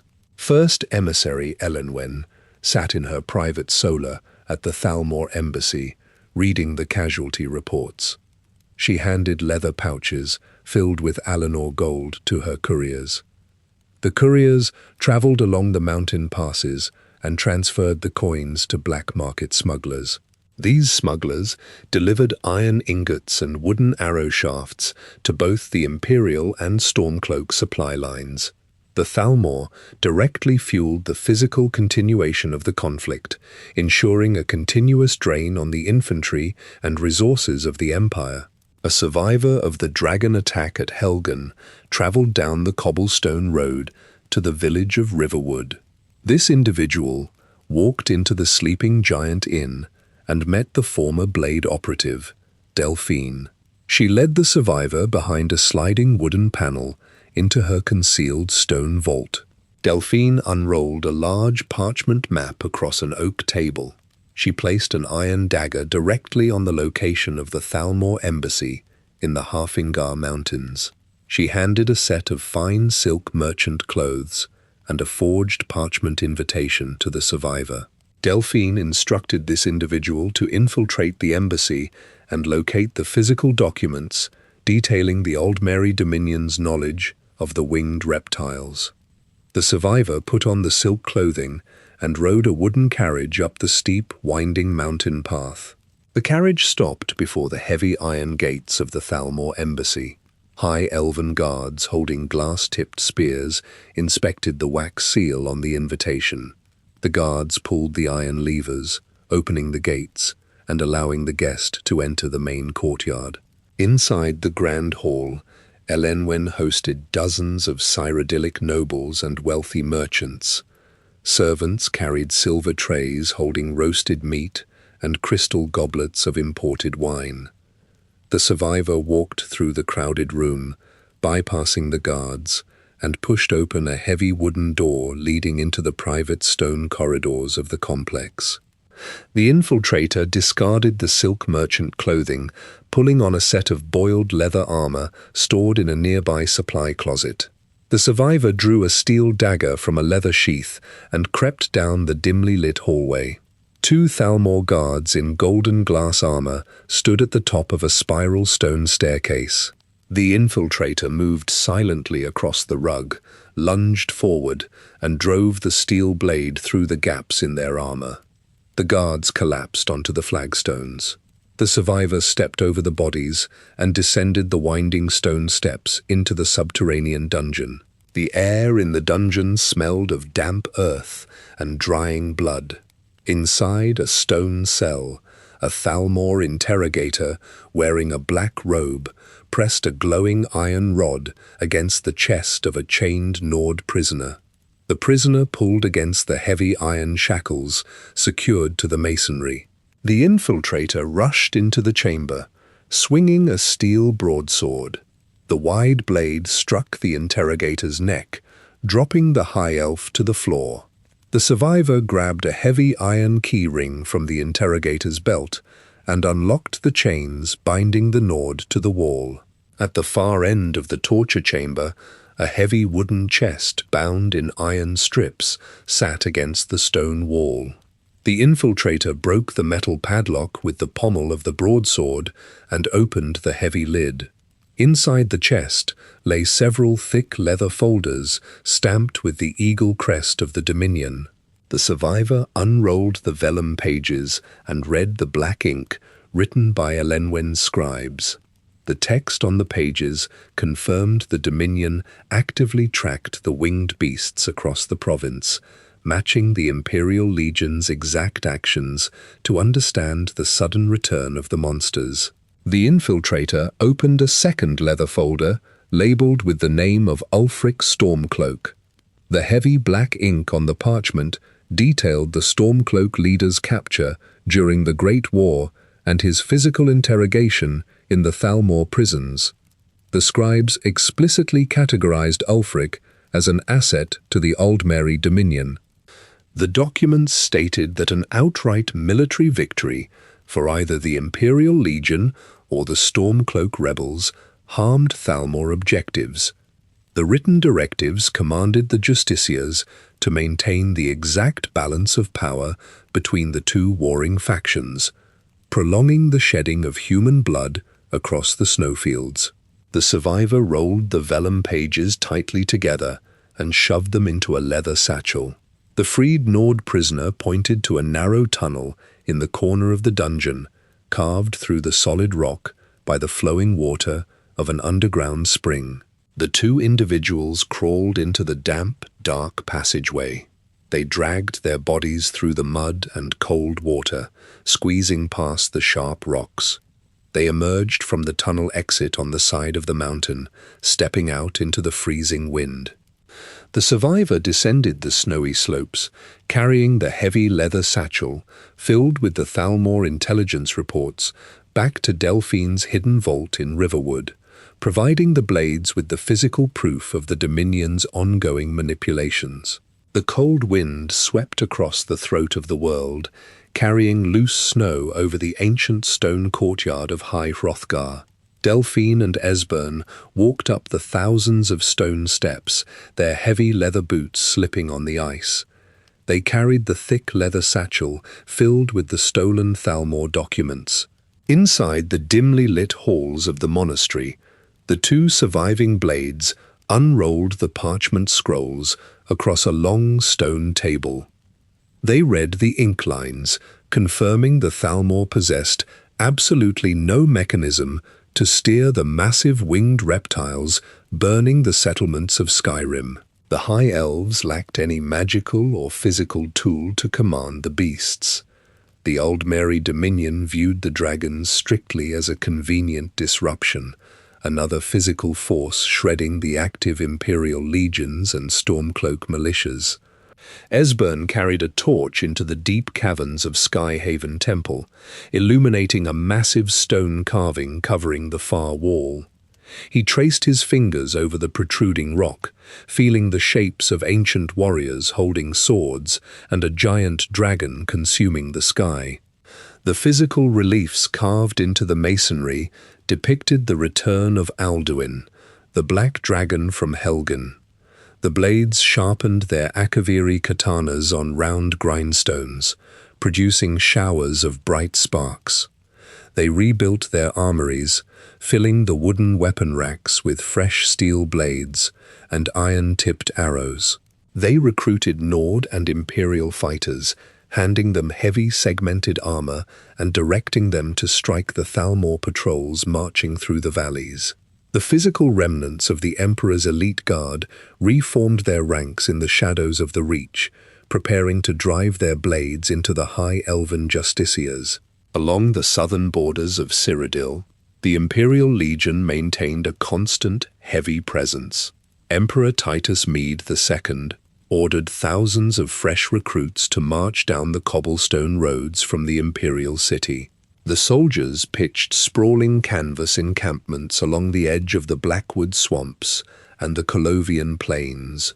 They dug wide trenches in the dirt and drove sharpened pine logs into the earth, angling the spikes directly toward the Valenwood and elsewhere tree lines. Imperial engineers unloaded heavy iron ballistae from wooden supply carts, positioning the siege engines behind the dirt embankments.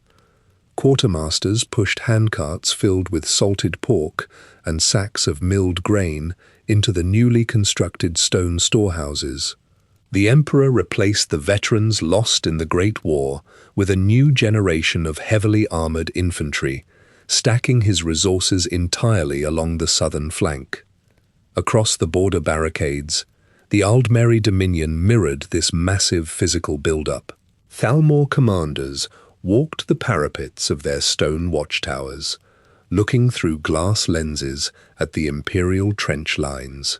High Elven infantry blocks drilled continuously on the dry dirt of elsewhere.